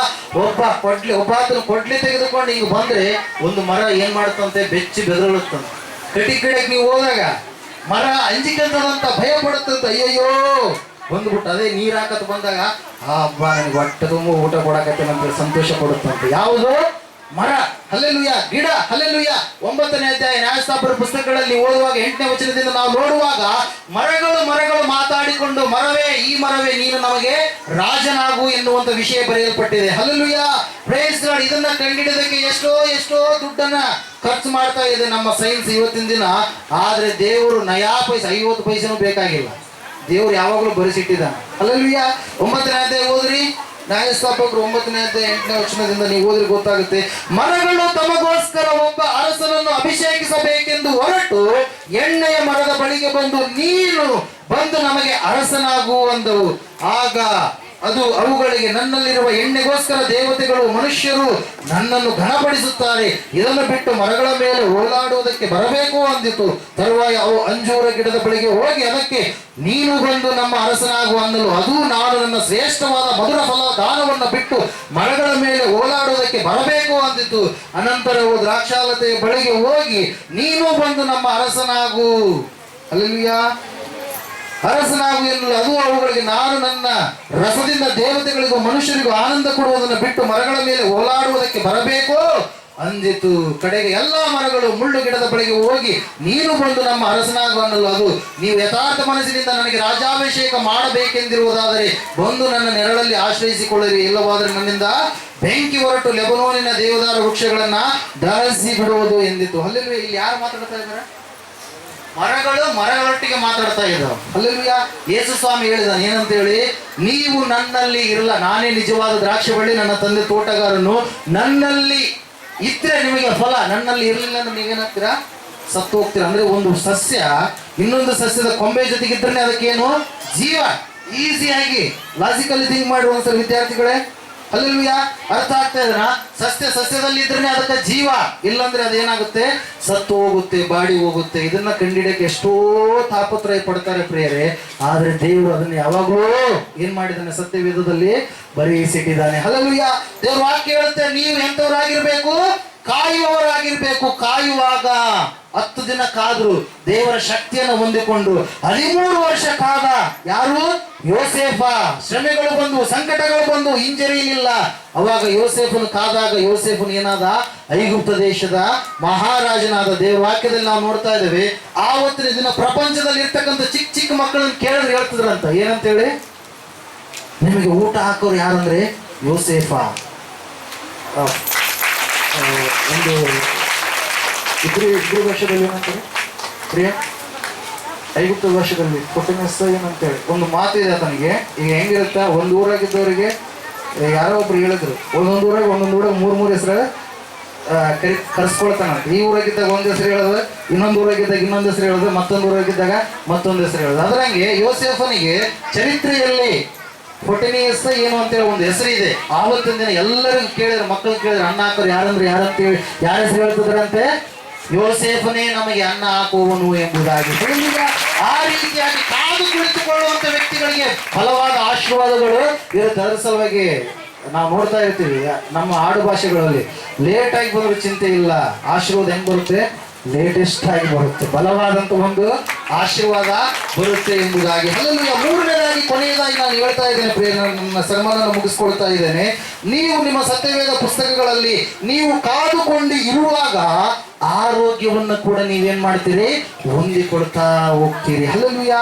ಈ ಒಬ್ಬ ವ್ಯಕ್ತಿಯ ಕುರಿತಾಗಿ ನಾವು ನೋಡ್ತಾ ಇದ್ದೇವೆ. ಯೋಹಾನ್ ಬರೆದ ಸುವಾರ್ತೆ 5ನೇ ಅಧ್ಯಾಯದಲ್ಲಿ ನಾವು ನೋಡುವಾಗ, ಮೊದಲು ಕೆಲವು ವಚನಗಳಲ್ಲಿ ನಾವು ನೋಡುವಾಗ ಅಲ್ಲಿ ಒಬ್ಬ ವ್ಯಕ್ತಿಯ ಕುರಿತಾಗಿ ನಾವು ನೋಡ್ತಾ ಇದ್ದೇವೆ. ಆ ವ್ಯಕ್ತಿ ಬೆತಸ್ತಾ ಎನ್ನುವಂತ ಕೊಳದ ಪಕ್ಕದಲ್ಲಿ ಇರ್ತಕ್ಕಂಥ 5 ಮಂಟಪಗಳು ಎನ್ನುವಂತ ಸ್ಥಳದಲ್ಲಿ ಏನ್ ಮಾಡಿದಾನೆ? ಬಿದ್ದುಕೊಂಡಿದ್ದಾನೆ. ಎಷ್ಟು ವರ್ಷಗಳಿಂದ ಬಿದ್ದುಕೊಂಡಿದ್ದಾನೆ? 38 ವರ್ಷಗಳಿಂದ. ಎಷ್ಟು ವರ್ಷಗಳು ಪ್ರಿಯರೇ? 38 ವರ್ಷಗಳಿಂದ ಒಂದೇ ಸ್ಥಳದಲ್ಲಿ ಒಂದೇ ಹಾಸಿಗೆ ಮೇಲೆ ಬಿದ್ದುಕೊಂಡಿದ್ದಾನೆ. ಆ ಬಿದ್ದುಕೊಂಡಿರ್ತಕ್ಕಂಥ ವ್ಯಕ್ತಿಯ ಪರಿಸ್ಥಿತಿ ಏನಂದ್ರೆ, ಆತನು ಒಂದು ವೇಳೆ ಹಣ ಇರುವಂತ ಸಂದರ್ಭದಲ್ಲಿ ಆತನಿಗೆ ಎಷ್ಟೋ ಜನರು ಸಹಾಯ ಮಾಡಿದ್ರೇನು, ಈತನು ಅನೇಕರಿಗೆ ಸಹಾಯ ಮಾಡಿದ್ದನೇನು. ಆದ್ರೆ ಯಾವಾಗ ಆತನಿಗೆ ಅನಾರೋಗ್ಯ ಬಂದು, ಭಾಷೆ ಬಂದು, ಒಂದೇ ಸ್ಥಳದಲ್ಲಿ ಮೈ ಒಣಗಿದ ಅವನಾಗಿ ಬಿದ್ದುಕೊಂಡಿರುವಾಗ ಆತನ ಹತ್ತಿರಕ್ಕೆ ಯಾರು ಕೂಡ ಬರ್ತಾ ಇಲ್ಲ. ಕುಟುಂಬದವರೆಲ್ಲರೂ ದೂರ ಮಾಡಿದ್ದಾರೆ, ಹೆಂಡತಿ ಮಕ್ಕಳು ಎಲ್ಲರೂ ಕೂಡ ಆ ವ್ಯಕ್ತಿಯನ್ನು ಏನ್ ಮಾಡಿದ್ದಾರೆ? ದೂರ ಮಾಡಿದ್ದಾರೆ. ಪ್ರೇರೆ ದೂರ ಮಾಡಿದಾಗ, ಅಯ್ಯೋ ನನಗೆ ದೇವಾಲಯದಲ್ಲಿಯೇ ನನಗೆ ವಾಸಿಯಾಗುತ್ತೆ ಅಂತೇಳಿ ಯೆರೂಶಲೇಮಿನಲ್ಲಿ ಇರ್ತಕ್ಕಂಥ ದೇವರ ದೇವಾಲಯದ ಬಳಿಯಲ್ಲಿರ್ತಕ್ಕಂಥ ಒಂದು ಬೆತಸ್ತಾ ಎನ್ನುವಂತ ಒಂದು ಸ್ಥಳದಲ್ಲಿ ಏನ್ ಮಾಡ್ತಾ ಇದ್ದಾನೆ? ಪಕ್ಕದಲ್ಲಿ ಇರ್ತಕ್ಕಂಥ 5 ಮಂಟಪಗಳಲ್ಲಿ ಮಲಗಿಕೊಂಡಿದ್ದಾನೆ. ಪ್ರೇರೆ ಮಲಗಿಕೊಂಡಿರುವಂತ ಸಂದರ್ಭದಲ್ಲಿ ಅವಾಗ ಯೇಸು ಸ್ವಾಮಿ ಆ ದಾರಿ ಮಾರ್ಗದಲ್ಲಿ ನಡೆದುಕೊಂಡು ಹೋಗುವಾಗ ಆ ವ್ಯಕ್ತಿಯನ್ನು ನೋಡ್ತಾರೆ. ಯಾರು ನೋಡ್ತಾರೆ? 38 ವರ್ಷಗಳು ಬಿದ್ದುಕೊಂಡಿರ್ತಕ್ಕಂಥ ವ್ಯಕ್ತಿಯನ್ನ ನೋಡಿದ ಸಮಯದಲ್ಲಿ ಯೇಸು ಸ್ವಾಮಿಗೆ ಗೊತ್ತು. ಯಾಕಂದ್ರೆ ಆತ ದೇವರು, ಸರ್ವಜ್ಞಾನಿಯಾಗಿರ್ತಕ್ಕಂಥ ದೇವರು. ಆತನಿಗೆ ಗೊತ್ತು, ಈತನ ಬಿದ್ದುಕೊಂಡು ಎಷ್ಟೋ ವರ್ಷಗಳಾಗಿದೆ, ನಾನು ಈತನ ಸ್ವಸ್ಥ ಮಾಡೋಕ್ಕೋಸ್ಕರವಾಗಿನೇ ಬಂದಿರೋದು ಅಂತೇಳಿ ಆತನು ಬಂದು ಏನಂತ ಹೇಳ್ತಾ ಇದ್ದಾನಂದ್ರೆ, ಆ ವ್ಯಕ್ತಿಗೆ ಏನಂತ ಹೇಳ್ತಾ ಇದ್ದಾನಂದ್ರೆ, ಎದ್ದು ನಿನ್ನ ಹಾಸಿಗೆಯನ್ನ ಹೊತ್ತುಕೊಂಡು ನಡೆ ಅಂತೇಳಿ. ಹಲ್ಲೆಲೂಯಾ. 38 ವರ್ಷ ಒಂದೇ ಸ್ಥಳದಲ್ಲಿ ಬಿದ್ದುಕೊಂಡ್ರೆ ಬೆಡ್ ಸೋರ್ಸ್ ಅಂತೇಳಿ ಗೊತ್ತಾ ನಿಮಗೆ? ಬೆಡ್ಡಿನ ಮೇಲೆ ಹಂಗೆ ಪೇಷಂಟ್ಗಳು ಇರ್ತಾರಲ್ಲ, ಭಾಳ ಸುಮಾರು ವರ್ಷಗಳಿಂದ ಪೇಷಂಟ್ಗಳಾಗಿದ್ರೆ ಅವ್ರಿಗೆ ಏನು ಬರುತ್ತೆ, ಮಕ್ಕಳು ಗಾಯಗಳಾಗ್ತವೆ. ನೆನಪಿದೆನಾ? ನಿಮ್ಮ ಮನೇಲಿ ಯಾರಾದ್ರು ಪೇಷಂಟ್ಗಳಿದ್ರೆ ನಿಮ್ಗೆ ಗೊತ್ತಿರುತ್ತಾ? ಅಲ್ಲಲ್ವಿಯಾ? ಬೆಡ್ ಸೋರ್ಸ್ ಆಗುತ್ತೆ. ಆ ಬೆಡ್ ಸೋರ್ಸ್ 38 ವರ್ಷ ಅಲ್ಲೇ ಬಿದ್ದುಕೊಂಡಿದ್ದಾನೆ, ಒಂದೇ ಸ್ಥಳದಲ್ಲಿದ್ದಾನೆ, ಅನಾರೋಗ್ಯದಲ್ಲಿದ್ದಾನೆ. ಯಾರೂ ಕೂಡ ಸಮಾಧಾನ ಹೊಂದಿಕೊಳ್ಳಲಾದ ಒಂದು ಪರಿಸ್ಥಿತಿಯಲ್ಲಿ ದುಃಖದಲ್ಲಿ ಬಳಲಿ ಹೋಗ್ತಾ ಇದ್ದಾನೆ. ಆ ವ್ಯಕ್ತಿಯ ಬಳಿಗೆ ಯಾರು ಬಂದ್ರು ಪ್ರಿಯರೇ? ಏಸಪ್ಪ ಬಂದ. ಆ ವ್ಯಕ್ತಿಗೆ ಹಂಗಾಗಿ ಎಷ್ಟು ವರ್ಷಗಳಾಗಿತ್ತು? 38 ವರ್ಷಗಳಾಗಿತ್ತು. ಏಸಪ್ಪ ಒಂದೇ ಒಂದು ಮಾತನ್ನು ಹೇಳ್ತಾ ಇದ್ದಾನೆ, ಏನಂತೇಳಿ? ಆ ವ್ಯಕ್ತಿಯನ್ನು ನೋಡಿದ. ಆ ವ್ಯಕ್ತಿ ಯಾರನ್ನು ನೋಡಿದ? ಏಸಪ್ಪನನ್ನು ನೋಡಿದ. ಏಸಪ್ಪನ ಮಾತನ್ನ ಆ ವ್ಯಕ್ತಿ ಕೇಳಿದ, ಏನಂತೇಳಿ? ಎದ್ದು ನಿನ್ನ ಹಾಸಿಗೆಯನ್ನು ಹೊತ್ತುಕೊಂಡು ನೀನು ನಡಿ ಅಂತೇಳಿ. ಆಯ್ತು, 38 ವರ್ಷದಿಂದ ಬಿದ್ದುಕೊಂಡಾತ. ಪಕ್ಕದ ಎಲ್ಲ ಬೇರೆ ಬೇರೆ ರೋಗಿಗಳದಾರ, ಅಲ್ವಿಯಾ? ಎಲ್ಲರದಾರ. ಆದ್ರೆ ಏಸಪ್ಪ ಯಾರ ಬಳಿಗೆ ಹೋದ? ಆ ರೋಗಿಯ ಬಳಿಗೆ ಹೋದ. ಹೋಗಿ ಹೇಳ್ತಾ ಇದ್ದ, ನಿನ್ನ ಹಾಸಿಗೆ ಹೊತ್ತುಕೊಂಡು ನಡೆ ಅಂದ ತಕ್ಷಣ ಸಡನ್ ಆಗಿ ಮಲಗಿಕೊಂಡವನು ಏನಾದ? ಎದ್ದ. ಹಲ್ಲೆಲೂಯಾ! ಮಲಗಿಕೊಂಡಿರ್ತಕ್ಕಂಥ ವ್ಯಕ್ತಿ, 38 ವರ್ಷಗಳಿಂದ ಬಳಲಿ ಹೋದಂತ ವ್ಯಕ್ತಿ, ಸೋತು ಹೋದಂತ ವ್ಯಕ್ತಿ, ರಕ್ತದಲ್ಲಿ ಮತ್ತು ಆತನ ದೇಹದಲ್ಲಿ ಹುಣ್ಣುಗಳು ಅದು ಇದು ಎಲ್ಲ ಆಗಿರುವಂತ ವ್ಯಕ್ತಿ, ಯೇಸು ಸ್ವಾಮಿ ಹೇಳಿದ ಒಂದೇ ಮಾತಿನಿಂದ ಆತನ ಏನ್ ಮಾಡಿದ ಪ್ರಿಯರೇ? ಎದ್ದ. ಎದ್ದು ಹಾಸಿಗೆಯನ್ನು ತೆಗೆದುಕೊಂಡು ಹೊತ್ಕೊಂಡು ಹೊಂಟ. ಹಿಂಗ. ಆವತ್ತಿನ ದಿನ ಶನಿವಾರ. ಯಾವಾಗದು? ಶನಿವಾರ. ಅವ್ರಲ್ಲಿ ಇರ್ತಕ್ಕಂಥ ದೇಶದಲ್ಲಿರ್ತಕ್ಕಂಥ ಪದ್ಧತಿ ಏನಂದ್ರೆ, ಶನಿವಾರ ದಿನ ಯಾವ ಕೆಲಸ ಮಾಡಬಾರದು. ದೇವರ ನೇಮಕ ಮಾಡಿ ಶನಿವಾರ ದಿನ ಯಾವ ಕೆಲಸ ಮಾಡುದು, ಹೊತ್ಕೊಂಡು ಹೋಗ್ಬಾರ್ದು ಅಂತೇಳಿ ಹೇಳಿದಾಗ ಅವಾಗ ಈತ ಸ್ವಸ್ಥತಾಗಿಬಿಟ್ಟ, ಈತ ಬಿಡುಗಡೆ ಹೊಂದಿಕೊಂಡು ಬಿಟ್ಟ. ಆತನಲ್ಲಿ ನಾವು ಕಲಿಯಬೇಕಾಗಿರ್ತಕ್ಕಂಥ ಪ್ರಮುಖ ಅಂಶ ಏನಂದ್ರೆ, 38 ವರ್ಷದವರೆಗೂ ಕೂಡ ನನಗೆ ಸ್ವಸ್ಥತೆ ಆಗುತ್ತೆ ಆಗುತ್ತೆ ಆಗುತ್ತೆ ಅಂತೇಳಿ ದೇವರ ಯೆರೂಸಲೇಮನ್ನು ಬಿಟ್ಟು ಅವನು ಹೋಗ್ತಾ ಇಲ್ಲ. ಹಲ್ಲೆಲೂಯಾ! ದೇವಾಲಯವನ್ನು ಬಿಟ್ಟು ಹೋಗ್ತಾ ಇಲ್ಲ. ಇವತ್ತಾಗ್ಲಿಲ್ಲ ಅಂದ್ರೆ ನಾಳೆ ಆಗುತ್ತೆ, ನಾಳೆ ಆಗ್ಲಿಲ್ಲ ಅಂದ್ರೆ ಇನ್ನೊಂದಿನ ಆಗುತ್ತೆ. ದೇವದೂತರು ಬಂದು ಅವನು ನೀರಿನಲ್ಲಿ ಇಳಿಯುವಾಗ ನೀರು ಏನಂತ ಹೇಳ್ತೀವಿ, ಉಕ್ಕುವಾಗ ಏನಾಗುತ್ತೆ? ನನ್ನ ಯಾರಾದ್ರೂ ಬಂದು ಒಳಗಿಳಿಸಿ ನನಗೆ ಸ್ವಸ್ಥತೆ ಆಗುತ್ತೆ ಆಗುತ್ತೆ ಅಂತೇಳಿ ಏನ್ ಮಾಡ್ತಾ ಇದ್ದಾನೆ? ಎಷ್ಟು ವರ್ಷಗಳಿಂದ? 38 ವರ್ಷಗಳಿಂದ ಕಾದುಕೊಂಡಿದ್ದಾನೆ ಪ್ರಿಯರೇ. ಹಲ್ಲೆಲೂಯಾ! ಆದ್ರೆ ಆತನನ್ನ ಯಾರು ಕೂಡ ಇಳಿಸ್ತಾ ಇಲ್ಲ. ಆತನನ್ನ 38 ವರ್ಷ ಅಂದ್ರೆ ಒಂದೇ ಸ್ಥಳದಲ್ಲಿ ಸ್ನಾನ ಇಲ್ಲ, ಏನೂ ಇಲ್ಲ, ಭಯಂಕರವಾದಂತ ಒಂದು ಪರಿಸ್ಥಿತಿ. ಆತನನ್ನು ಯಾರು ಕೂಡ ನೋಡ್ತಾ ಇಲ್ಲ ಪ್ರಿಯರೇ. ಅಂತವರ ಬಳಿಗೆ ಯಾರು ಬಂದ? ಯೇಸು ಬಂದ ಪ್ರಿಯರೇ. ಹಲ್ಲೆಲೂಯಾ! ಅಂತವರ ಸ್ಥಳಕ್ಕೆ ಯಾರು ಬಂದ್ರು? ಯೇಸು ಸ್ವಾಮಿ ಬಂದು. ನಮ್ಮ ಭಾರತ ದೇಶದಲ್ಲಿಯೂ ಕೂಡ, ದಕ್ಷಿಣ ಭಾರತದಲ್ಲಿ ನಾವೆಲ್ಲರೂ ದಲಿತರೇ. ಅರ್ಥ ಆಗ್ತಾ ಇದೆನಾ? ಉತ್ತರ ಭಾರತದಲ್ಲಿರುವಂತವರು ಶ್ರೇಷ್ಠರು, ದಕ್ಷಿಣ ಭಾಗದಲ್ಲಿ ಇರುವಂತವ್ರನ್ನೆಲ್ಲನ್ನ ರಾಕ್ಷಸರಂತೇಳಿ ಕರಿತಾ ಇದ್ರು. ಏನಂತೇಳಿ? ರಾಕ್ಷಸರಂತೇಳಿ. ಒಂದು ವೇಳೆ ಯೇಸು ಸ್ವಾಮಿ ಸುವಾರ್ತೆ ಭಾರತ ದೇಶಕ್ಕೆ ಬರ್ಲಿಲ್ಲ ಅಂದಿದ್ರೆ ಈ ಕುಲ ಎನ್ನುವಂತ ಕಜ್ಜಿ ಏನಾಗ್ತಾ ಇತ್ತು? ಇನ್ನೂ ಉನ್ನತವಾಗಿ ಬೆಳೀತಾ ಇತ್ತು. ಒಬ್ರು ಕಂಡ್ರೆ ಒಬ್ರಿಗೆ ಆಗ್ಲಾರದ ಪರಿಸ್ಥಿತಿ. ಒಬ್ರು ಹೇಳ್ತಾರೆ, ಇಲ್ಲ ದೇವರಿಂದ ಏನು ತಲೆಯಿಂದ ಬಂದ ಒಬ್ಬತ್ತ, ಆತ ಬ್ರಾಹ್ಮಣ. ಇಲ್ಲಿಂದ ಬಂದ ಒಬ್ಬತ್ತ ಯಾರು? ಕ್ಷತ್ರಿಯ. ಸೊಂಟದಿಂದ ಬಂದ ಒಬ್ಬತ್ತ, ಆತ ಯಾರು? ವೈಶ್ಯ. ಪಾದಗಳಿಂದ ಬಂದ ಒಬ್ಬತ್ತ, ಆತ ಯಾರು? ಶೂದ್ರ. ಬ್ರಾಹ್ಮಣರೆಲ್ಲ ವೃತ್ತಿ ಏನು? ಪೂಜೆ ಮಾಡು. ಕ್ಷತ್ರಿಯ ವೃತ್ತಿ ಏನು? ಎಲ್ಲರನ್ನ ಕಾಯುವಂಥದ್ದು. ಕಾಯ್ಬೇಕು, ಎಲ್ಲ ಕಾಯುವಂತ ಅಧಿಕಾರ ರಾಜರು ಅವರೇ ಆಗ್ಬೇಕು, ಕ್ಷತ್ರಿಯರಾಗಬೇಕು, ಬೇರೆಯವರಾಗಕ್ಕೆ ಇಲ್ಲ. ಈ ವೈಶ್ಯರ ವೃತ್ತಿ ಏನು? ವೈಶ್ಯರಂದ್ರೆ ವ್ಯಾಪಾರ ಮಾಡುವಂಥವ್ರು. ಹಲ್ಲೆಲೂಯಾ! ಇವ್ರ ವೃತ್ತಿ ಏನು? ವ್ಯಾಪಾರ ಮಾಡುವಂಥದ್ದು. ಎಲ್ಲ ವ್ಯಾಪಾರಗಳು ಇವರೇ ಮಾಡಬೇಕು. ಈ ಶೂದ್ರರ ವೃತ್ತಿ ಏನು? ಶೂದ್ರ ವೃತ್ತಿ ಏನು? ಇವರೆಲ್ಲರುಗಳಿಗೆ ದಾಸರಾಗಿರ್ಬೇಕು. ಅವ್ರು ಏನು ಕೊಡ್ತಾರೆ ಅದನ್ನೇ ಊಟ ಮಾಡ್ಬೇಕು. ಹಲ್ಲೆಲೂಯಾ! ಭಯಂಕರವಾದ ಪರಿಸ್ಥಿತಿ. ಚರಿತ್ರೆ ಓದುವಾಗ ಜನರಿಗೆ ಊಟಕ್ಕೆ ಏನು ಕೊಡ್ತಾ ಇದ್ರು ಗೊತ್ತಾ? ಶೂದ್ರರಿಗೆ ಏನು ಕೊಡ್ತಾ ಇದ್ರು ಗೊತ್ತಾ? ಒಂದು ಸೆಗಣಿ ಅಂತ ಹೇಳ್ತೀವಲ್ಲ, ಸೆಗಣಿಯಲ್ಲಿ ಬಂದಿರತಕ್ಕಂಥ ಆ ಒಂದು ಏನಂತ ಹೇಳ್ತೀವಿ, ಜೋಳದ ಬೀಜಗಳು, ಅವುಗಳನ್ನ ತಕ್ಕೊಂಡು ಹೋಗಿ ಮನೆಗೆ ಹೋಗಿ ಊಟ ಮಾಡ್ರಿ ಅಂತ ಹೇಳ್ತಾ ಇದ್ರು. ಭಯಂಕರವಾಗಿ ಇವತ್ತಿನ ದಿನ ಅದೇ ಬರ್ಬೇಕು ಅಂತ ಹೇಳಿ ಕೆಲವು ಜನ ಹೇಳ್ತಾ ಇದ್ರು. ಹಲ್ಲೆಲೂಯಾ! ಸಂವಿಧಾನ ಬೈಬಲ್ ಪ್ರಕಾರವಾಗಿ ರೂಪ ಮಾಡಿದ, ಅದನ್ನು ಕಿತ್ತಾಗಕ್ಕೆ ಯಾರಪ್ಪನಿಂದನೂ ಆಗಲ್ಲ. ಹಲ್ಲೆಲೂಯಾ! Praise the Lord. ಎಲ್ಲಿಂದ ಬಂದಿರೋದು ಸಂವಿಧಾನ? ಎಲ್ಲ ದೇಶಗಳಲ್ಲಿ ಸಂವಿಧಾನ ನಡೆಯುವಂಥದ್ದೇ ಇಲ್ಲಿಂದ. ಇದೇ ಮೂಲ, ಎಲ್ಲದಕ್ಕೂ ಮೂಲ ಇದೆ. IPC ಸೆಕ್ಷನ್ಗೆ ಮೂಲ ಬೈಬಲ್ಲೇ. ಹಲ್ಲೆಲೂಯಾ! ನರಹತ್ಯೆ ಮಾಡಬಾರ್ದು, ವ್ಯಭಿಚಾರ ಮಾಡಬಾರ್ದು, ಕಳ್ಳತನ ಮಾಡಬಾರ್ದು. ಕಳ್ಳತನ ಮಾಡಿದ್ರೆ, ನರಹತ್ಯೆ ಮಾಡಿದ್ರೆ, ವ್ಯಭಿಚಾರ ಮಾಡಿದ್ರೆ ಹಿಡ್ಕೊಂಡು ಜೈಲಿಗೆ ಹಾಕ್ತೀನಿ ಅಂತ. ದೇವ್ರು ಹೇಳ್ಸಲ್ರಿ ದಶಾಜ್ಞೆಗಳಲ್ಲಿ, ನನ್ನ ಮಾತುಗಳಲ್ಲ ಇವು. Hallelujah, praise Lord. ಈ ವ್ಯಕ್ತಿ ಏನ್ ಮಾಡ್ತಾ ಇದ್ದಾನಂದ್ರೆ 38 ವರ್ಷ ಏನ್ ಮಾಡ್ತಾ ಇದ್ದಾನೆ? ಕಾದುಕೊಂಡು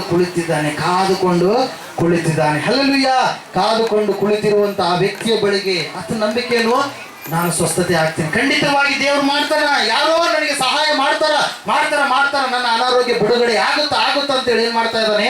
38 ವರ್ಷದಿಂದ ಒಂದೇ ಸ್ಥಳದಲ್ಲಿ ದೇವರ ಆಲಯ, ಮತ್ತೆ ಬೇರೆ ಕಡೆ ಹೋಗಿ 38 ವರ್ಷ ಕುಂತ್ಕೊಂಡಿಲ್ಲ. ಎಲ್ಲಿ ಕುಂತಾನ? ದೇವರ ಆಲಯದ ಸ್ಥಳದಲ್ಲಿ ಕೂತ್ಕೊಂಡು ಕಾಯ್ತಾ ಇದ್ದಾನೆ. ಹೆಜ್ಜೆ ಕಿತ್ತು ಇಡ್ತಾ ಇಲ್ಲ, ಬೇರೆ ಸ್ಥಳ ಕರ್ಕೊಂಡು ಹೋಗ್ರಿ ಅಂತೇಳಿ ಹೇಳ್ತಾ ಇಲ್ಲ. ಅವಾಗ ನಾವು ನೋಡ್ತಾ ಇದ್ದೇವೆ, ಯೇಸು ಬಂದಾಗ, ಯೇಸು ಕಾಲಿಟ್ಟ ಆ ಸ್ಥಳದಲ್ಲಿ, ಹಲ್ಲೆಲೂಯಾ, ಯೇಸು ಕಾಲಿಟ್ಟು ಆ ವ್ಯಕ್ತಿಯನ್ನು ನೋಡಿ, ಆ ವ್ಯಕ್ತಿಗೆ ಮಾತು ಕೊಟ್ಟಾಗ, ಮಾತು ಹೇಳಿದಾಗ ಆ ವ್ಯಕ್ತಿ ಏನ್ ಮಾಡಿದ? 38 ವರ್ಷ ಆ ವ್ಯಕ್ತಿ ಏನ್ ಮಾಡಿದ? ಹಾಸಿಗೆ ಹೊತ್ತುಕೊಂಡು ತಲೆ ಮೇಲೆ ಇಟ್ಟುಕೊಂಡು ಏನ್ ಮಾಡ್ತಾ ಇದ್ದಾನೆ? ನಡೀತಾ ಇದ್ದಾನೆ. ಇದನ್ನ ನೋಡಿದಂತ ಹೇಳ್ತಾರೆ, ನಿನ್ನ ಹಾಸಿಗೆ ಕೆಳಗೆ ಇಳಿಸು, ನೀನ್ ಹಂಗೆಲ್ಲ ನಡಿಬಾರ್ದು, ಇವತ್ತು ಶನಿವಾರ ಆದ, ಸಬ್ಬತ್ತಿನ ಆದ, ನೀನ್ ಹಂಗೆಲ್ಲ ನಡಿಬಾರ್ದು ಅಂದಾಗ ಒಂದೇ ಮಾತು ಹೇಳಿದ, ಮುಲಾಜಿಲ್ಲಾರ. ಏನಂತ ಹೇಳದ? ನನ್ನನ್ನು ಸ್ವಸ್ಥ ಮಾಡಿದವನೇ ನನ್ನ ಹಾಸಿಗೆ ಹೊತ್ಕೊಂಡು ನಡಿ ಅಂತ ಹೇಳಿದ. ನೀವೇನು ನನ್ನ ಸ್ವಸ್ಥ ಮಾಡಿದ್ದೀರ? ನೀವೇನು ನಮಗೆ ರಕ್ಷಣೆ ಕೊಡ್ತೀನಿ ಅಂತ ಹೇಳಿರ? ನೀವೇನು ನಮ್ಗೆ ಬಿಡುಗಡೆ ಕೊಡ್ತೀನಿ ಅಂತ ಹೇಳಿರ? ನನ್ನ ಸ್ವಸ್ಥ ಮಾಡಿದ ಆತನೇ ನನಗೆ ಹೇಳೋಣ, ಹಾಸಿಗೆ ಹೊತ್ಕೊಂಡು ಹೋಗಂತೇಳಿ, ನನ್ನನ್ನು ಸ್ವಸ್ಥ ಮಾಡಿದಂತ ಆತನ ಋಣದಲ್ಲಿ ನಾನು ಇದ್ದೇನೆ. ಆತನಿಗೆ ಹೇಳಿದ ರೀತಿಯಲ್ಲಿ ನಾನು ಹಾಸಿಗೆ ಹೊತ್ಕೊಂಡು ಹೋಗ್ತೀನಿ ಅಂತೇಳಿ ಏನ್ ಮಾಡಿದ ಪ್ರಿಯರೇ? ಅವರ ಮಾತನ್ನ ಕೇಳಲಿಲ್ಲ. ಹಲ್ಲೆಲೂಯಾ, ಲೋಕಸ್ಥರು ಕೂಡ ನಿನಗೆ ಇಲ್ಲಿಗೆ ಬರುವಾಗ ಏನೋ ಅಂತಾರೇನು, ಅವ್ರ ಮಾತು ನೀನ್ ತಲೆ ಕೆಡಿಸ್ಕೊಳಕ್ ಹೋಗ್ಬೇಡ. ಮೊಸರು ಗಡಿಗೆ ಬಿದ್ದ ಕಪ್ಪೆ, ಅಂತ ಕಪ್ಪೆ ಕಿವುಡು ಕಪ್ಪೆ ಆಗ್ಬೇಕು. ಮೊಸರು ಗಡಿಗೆ ಬಿದ್ದ ಕಿವುಡು ಕಪ್ಪೆ ನೀನು ಲೋಕಸ್ಥರು ಹೇಳುವಾಗ ಆಗ್ಲಿಲ್ಲ ಅಂದ್ರೆ ಅವ್ರು ಇನ್ನೊಂದು ಹೇಳ್ತಾರ, ಅನುಮಾನ ಉಡಿಸ್ತಾರೆ. ಎಷ್ಟು ದಿನ ಆಯ್ತು ಹೋಗಕ್ಕೆ ಆಗೋತ್ತಲ್ಲ ನಿಮಗೆ? ಬಹಳ ವರ್ಷ ಅದು, ಇನ್ನೂ ಮಾಡ್ಬೋದಾಗಿತ್ತು. ಏಸು ಶಕ್ತಿಶಾಲಿ ದೇವ್ರು, ಬೆಂಕಿ ದೇವ್ರು ಅಂತ ನಮ್ಗೆ ಜಲ್ದಿ ಆದ್ರೆ ಬೇಸರ ಅಂತೇಳಿ ಅಂತಿರ್ತಾರೆ. ಹಲ್ಲೆಲೂಯಾ, ಅದಕ್ಕೆ ಭಯ ಪಡೋದು ನೀನು ಬೇಕಾಗಿಲ್ಲ. ದೇವರಲ್ಲಿ ಕಾಯುವಾಗ ದೇವರಿನ ಜೀವಿತದಲ್ಲಿ ಏನ್ ಮಾಡ್ತಾನೆ? ಆರೋಗ್ಯವನ್ನು ಕೊಡ್ತಾನೆ ಪ್ರಿಯರೇ. ಹಲ್ಲೆಲೂಯಾ, ಅದ್ಭುತವಾಗಿ ಆ ವ್ಯಕ್ತಿ ಏನ್ ಮಾಡಿದ? ಅನಾರೋಗ್ಯ ಆ ವ್ಯಕ್ತಿಗೂ ಬಿಟ್ಟು ಹೋಯಿತು. ಯಾಕಂದ್ರೆ ಆ ವ್ಯಕ್ತಿ ದೇವರ ಆಲಯದಲ್ಲಿ, ದೇವರ ಸ್ಥಾನದಲ್ಲಿ, ಯೆರೂಸಲೇಮಿನಲ್ಲಿಯೇ ಕಾದುಕೊಂಡು ಕುಳಿತಿದ್ದಾನೆ, ನನಗೆ ಆರೋಗ್ಯ ಬೇಕು ಅಂತೇಳಿ. ಹಲ್ಲೆಲೂಯಾ, ಅವ್ರು ಹೇಳಿದ್ರೆ ಯಾರು? ಆಸೆಯೇ ದುಃಖಕ್ಕೆ ಮೂಲ ಅಂತೇಳಿ. ಹಲ್ಲೆಲೂಯಾ, ಚರ್ಚೆ ಆಯ್ತು ಅದ್ರ ಬಗ್ಗೆ. ಅವಾಗ ಹೇಳಿದಾಗ ನಾನಂದೆ, ಆಸೆ ಇಲ್ಲಂದ್ರೆ ಹೆಂಗ್ರಿ ಮನುಷ್ಯರಿಗೆ? ಆಸೆ ಬೇಕು. ನಾನು ಉದ್ಧಾರ ಆಗ್ಬೇಕಂತೇಳಿ ಆಸೆ ಬೇಕು, ನಾನು ಒಳ್ಳೆಯವನ್ ಆಗ್ಬೇಕಂತೇಳಿ ಆಸೆ ಬೇಕು. ನಮ್ಮ ಮಕ್ಕಳನ್ನ ಯಾಕೆ ಕಳಿಸ್ತೀವಿ ಹೇಳ್ರಿ? ಮುಪ್ಪಿನಾಗ ನಮ್ಮನ್ನ ಚೆನ್ನಾಗಿ ನೋಡ್ಕೊಂತಾರೆ, ಆಸೆ ಪಟ್ಟೆ ನಮ್ಮ ಮಕ್ಕಳನ್ನ ಚೆನ್ನಾಗಿ ಓದಿಸ್ತೀವಿ. ನಾವು ಮುಪ್ಪಿನಲ್ಲಿ ನಮಗೆ ಆಸರೆ ಆಗಿರ್ತಾರ. ಇವತ್ತು ನಾವು ಅವ್ರಿಗೆ ಊಟ ಹಾಕಿದ್ರು, ಮುಂದೆ ಅವ್ರು ನಮಗೆ ಊಟ ಕೊಡ್ತಾರ. ಹಲ್ಲೆಲೂಯಾ, ಅದ್ರ ಸಲುವಾಗಲ್ಲ ಮಕ್ಕಳನ್ನ ಚೆನ್ನಾಗಿ ಬೆಳೆಸೋದು. ಯಾವುದೋ ಒಂದು ಉದ್ದೇಶ ಇದೆ, ಆಸೆ ಇದೆ. ಹಲ್ಲೆಲೂಯಾ, ಆಸೆ ಒಳ್ಳೆಯದೇ. ಆಸೆ ಅಭಿವೃದ್ಧಿಗೆ ಮೂಲ, ದುರಾಸೆ ದುಃಖಕ್ಕೆ ಮೂಲ. ಪ್ರಯತ್ನಿಸಲ್ಲ. ಹಲ್ಲೆಲೂಯಾ, ಪ್ರಯತ್ನಿಸಲ್ಲ. ಒಳ್ಳೆ ಮಾತು. ಆಸೆ ಅಭಿವೃದ್ಧಿಗೆ ಮೂಲ, ದುರಾಸೆ ದುಃಖಕ್ಕೆ ಮೂಲ. Hallelujah, praise Lord. ಆಸೆ ಉಳ್ಳವರಾಗಿ ನಾವು ಇರಬೇಕು. ಆ ವ್ಯಕ್ತಿ ಆಸೆ ಉಳ್ಳವನಾಗಿದ್ದಾನೆ, ಆ ವ್ಯಕ್ತಿ ನಂಬಿಕೆ ಉಳ್ಳವನಾಗಿದ್ದಾನೆ, ಆ ವ್ಯಕ್ತಿ ಕಾದುಕೊಂಡು ಕುಳಿತಿದ್ದಾನೆ ದೇವರ ಸನ್ನಿಧಾನದಲ್ಲಿ. ಆ ವ್ಯಕ್ತಿಗೆ ಏನಾಯ್ತು? ಸ್ವಸ್ಥತೆ ಬಂತು. ಹಲ್ಲೆಲೂಯಾ. ಕೊನೆಯದಾಗಿ ನಾವೆಲ್ಲರೂ ಎದ್ದು ನಿಂತ್ಕೊಳ್ಳೋಣ. ಒಂದು ಮಾತನ್ನು ಹೇಳ್ತೀನಿ, ಕೊನೆಯ ಮಾತನ್ನು ಹೇಳ್ತೀನಿ, ಎಲ್ಲರೂ ಎದ್ದು ನಿಂತ್ಕೊಳ್ಳೋಣ. ಇನ್ನೊಂದು ಸಾರಿ ಕೊನೆಯದಾಗಿ 4ನೇ ಮಾತು ಏನಂದ್ರೆ, ನಾವು ಕಾಯಬೇಕು ಯೇಸುವಿನ ಬರುವಿಕೆಗೋಸ್ಕರವಾಗಿ. ಹಲ್ಲೆಲೂಯಾ, ಯೇಸು ಕ್ರಿಸ್ತನ ಬರುವಿಕೆಗೋಸ್ಕರವಾಗಿ ನಾವು ಕಾಯಬೇಕು. ದೇವರ ವಾಕ್ಯ ಹೇಳ್ತಾ ಇದೆ, 10ನೇ ಅಧ್ಯಾಯ ಮತ್ತಾಯನ ಬರೆದಂತ ಸುವಾರ್ತೆ 10ನೇ ಅಧ್ಯಾಯ ಏನಂತ ಹೇಳ್ತಾ ಇದೆ ಅಂದ್ರೆ, ಒಂದ್ಸಾರಿ ಹೋದ್ರೆ 10ನೇ ಅಧ್ಯಾಯ ಮತ್ತಾಯನ ಬರೆದ ಸುವಾರ್ತೆಯಲ್ಲಿ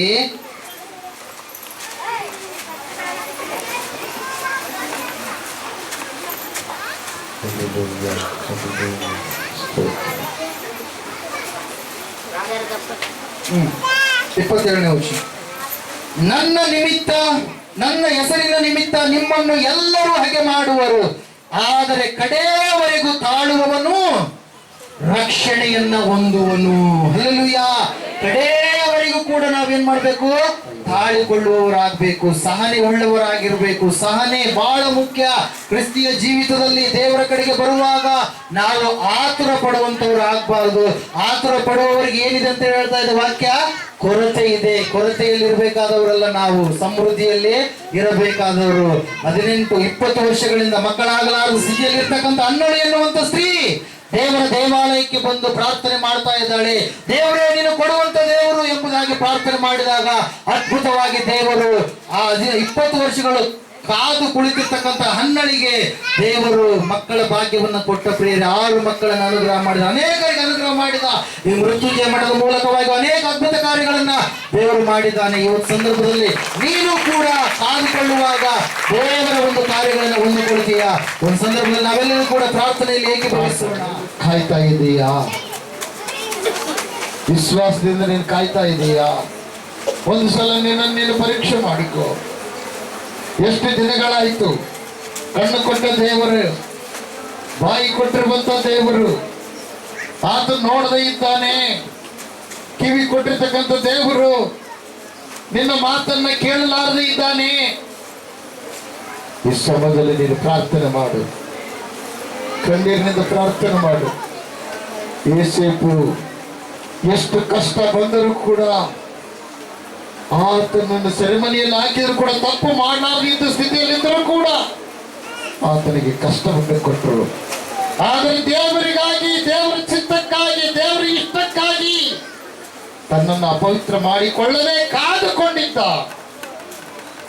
ಇವತ್ತು ನೀನು ಕಾಯ್ತಾ ಇದ್ದೀಯಾ? ಎಷ್ಟು ದಿನಗಳು ನೀನು ದೇವರಿಗೆ ಅವಿಧಿಯರಾಗಿ ನೀನು ನಡ್ಕೊಂಡಿದ್ದೀಯಾ? ಸೃಷ್ಟಿಕರ್ತನ ಬಿಟ್ಟು ಸೃಷ್ಟಿಯನ್ನು ಪೂಜಿಸಿ ಆ ಸೃಷ್ಟಿಕರ್ತನಿಗೆ ನೀನು ಅವಮಾನ ಪಡಿಸಿದ್ದೀಯಾ? ಇವತ್ತು ದೇವರು ನಿನ್ನ ಸಂಗಡ ಮಾತಾಡ್ತಾ ಇದ್ದಾನೆ. ದೇವರು ನಿನಗೆ ತನ್ನ ರೂಪವನ್ನು ಕೊಟ್ಟಿದ್ದಾನೆ, ತನ್ನ ಪರಿಶುದ್ಧತೆ ನಿನಗೆ ಕೊಟ್ಟಿದ್ದಾನೆ.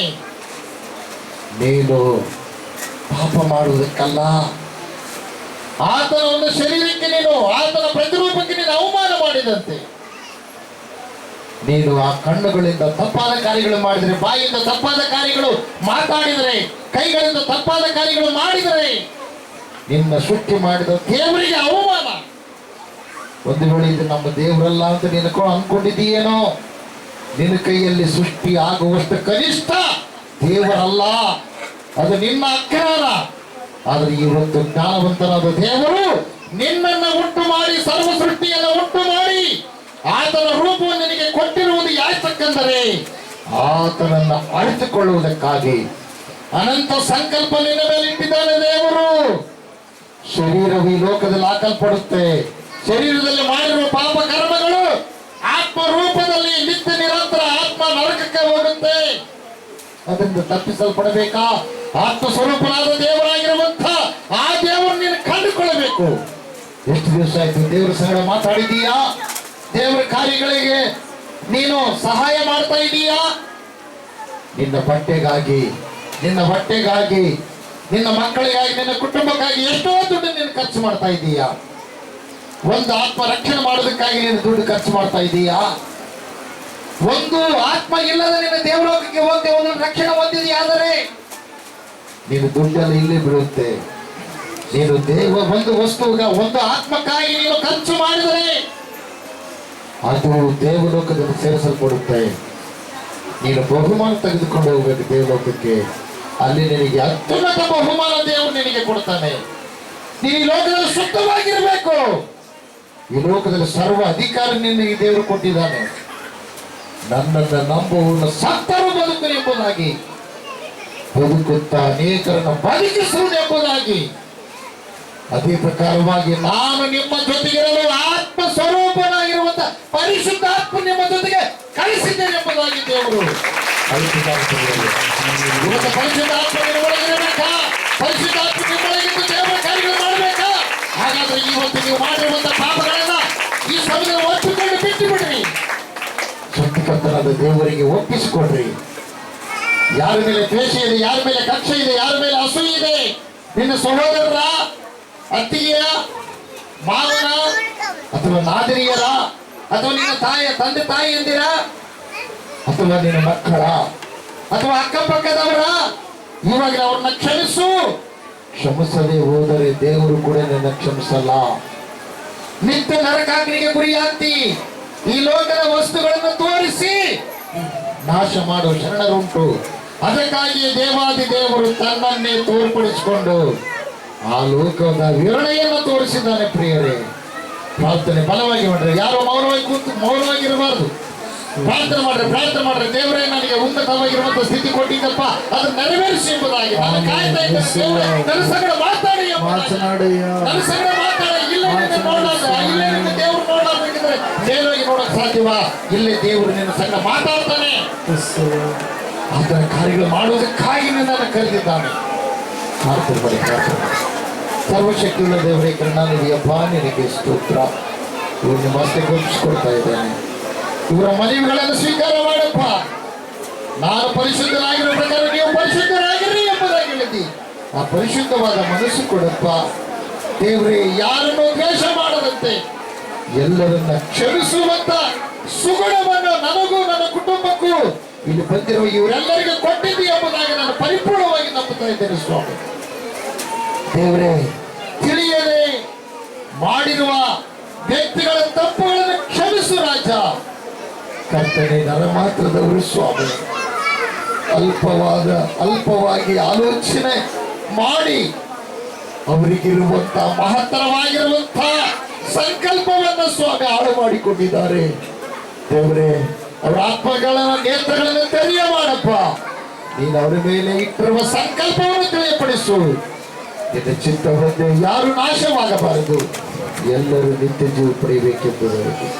ಹೌದು ಕರ್ತನೇ, ಹೌದಪ್ಪ. ಯಾರು ನಿನ್ನ ನಂಬುತ್ತಾರೋ, ಯಾರು ನಿನ್ನಲ್ಲಿ ವಿಶ್ವಾಸ ಇಡ್ತಾರೋ ಅವರು ನಾಶವಾಗದಂತೆ ಉಳಿಸುವ ದೇವರು ನೀನಾಗಿದೆ. ನಿನಗೆ ಸ್ತೋತ್ರ.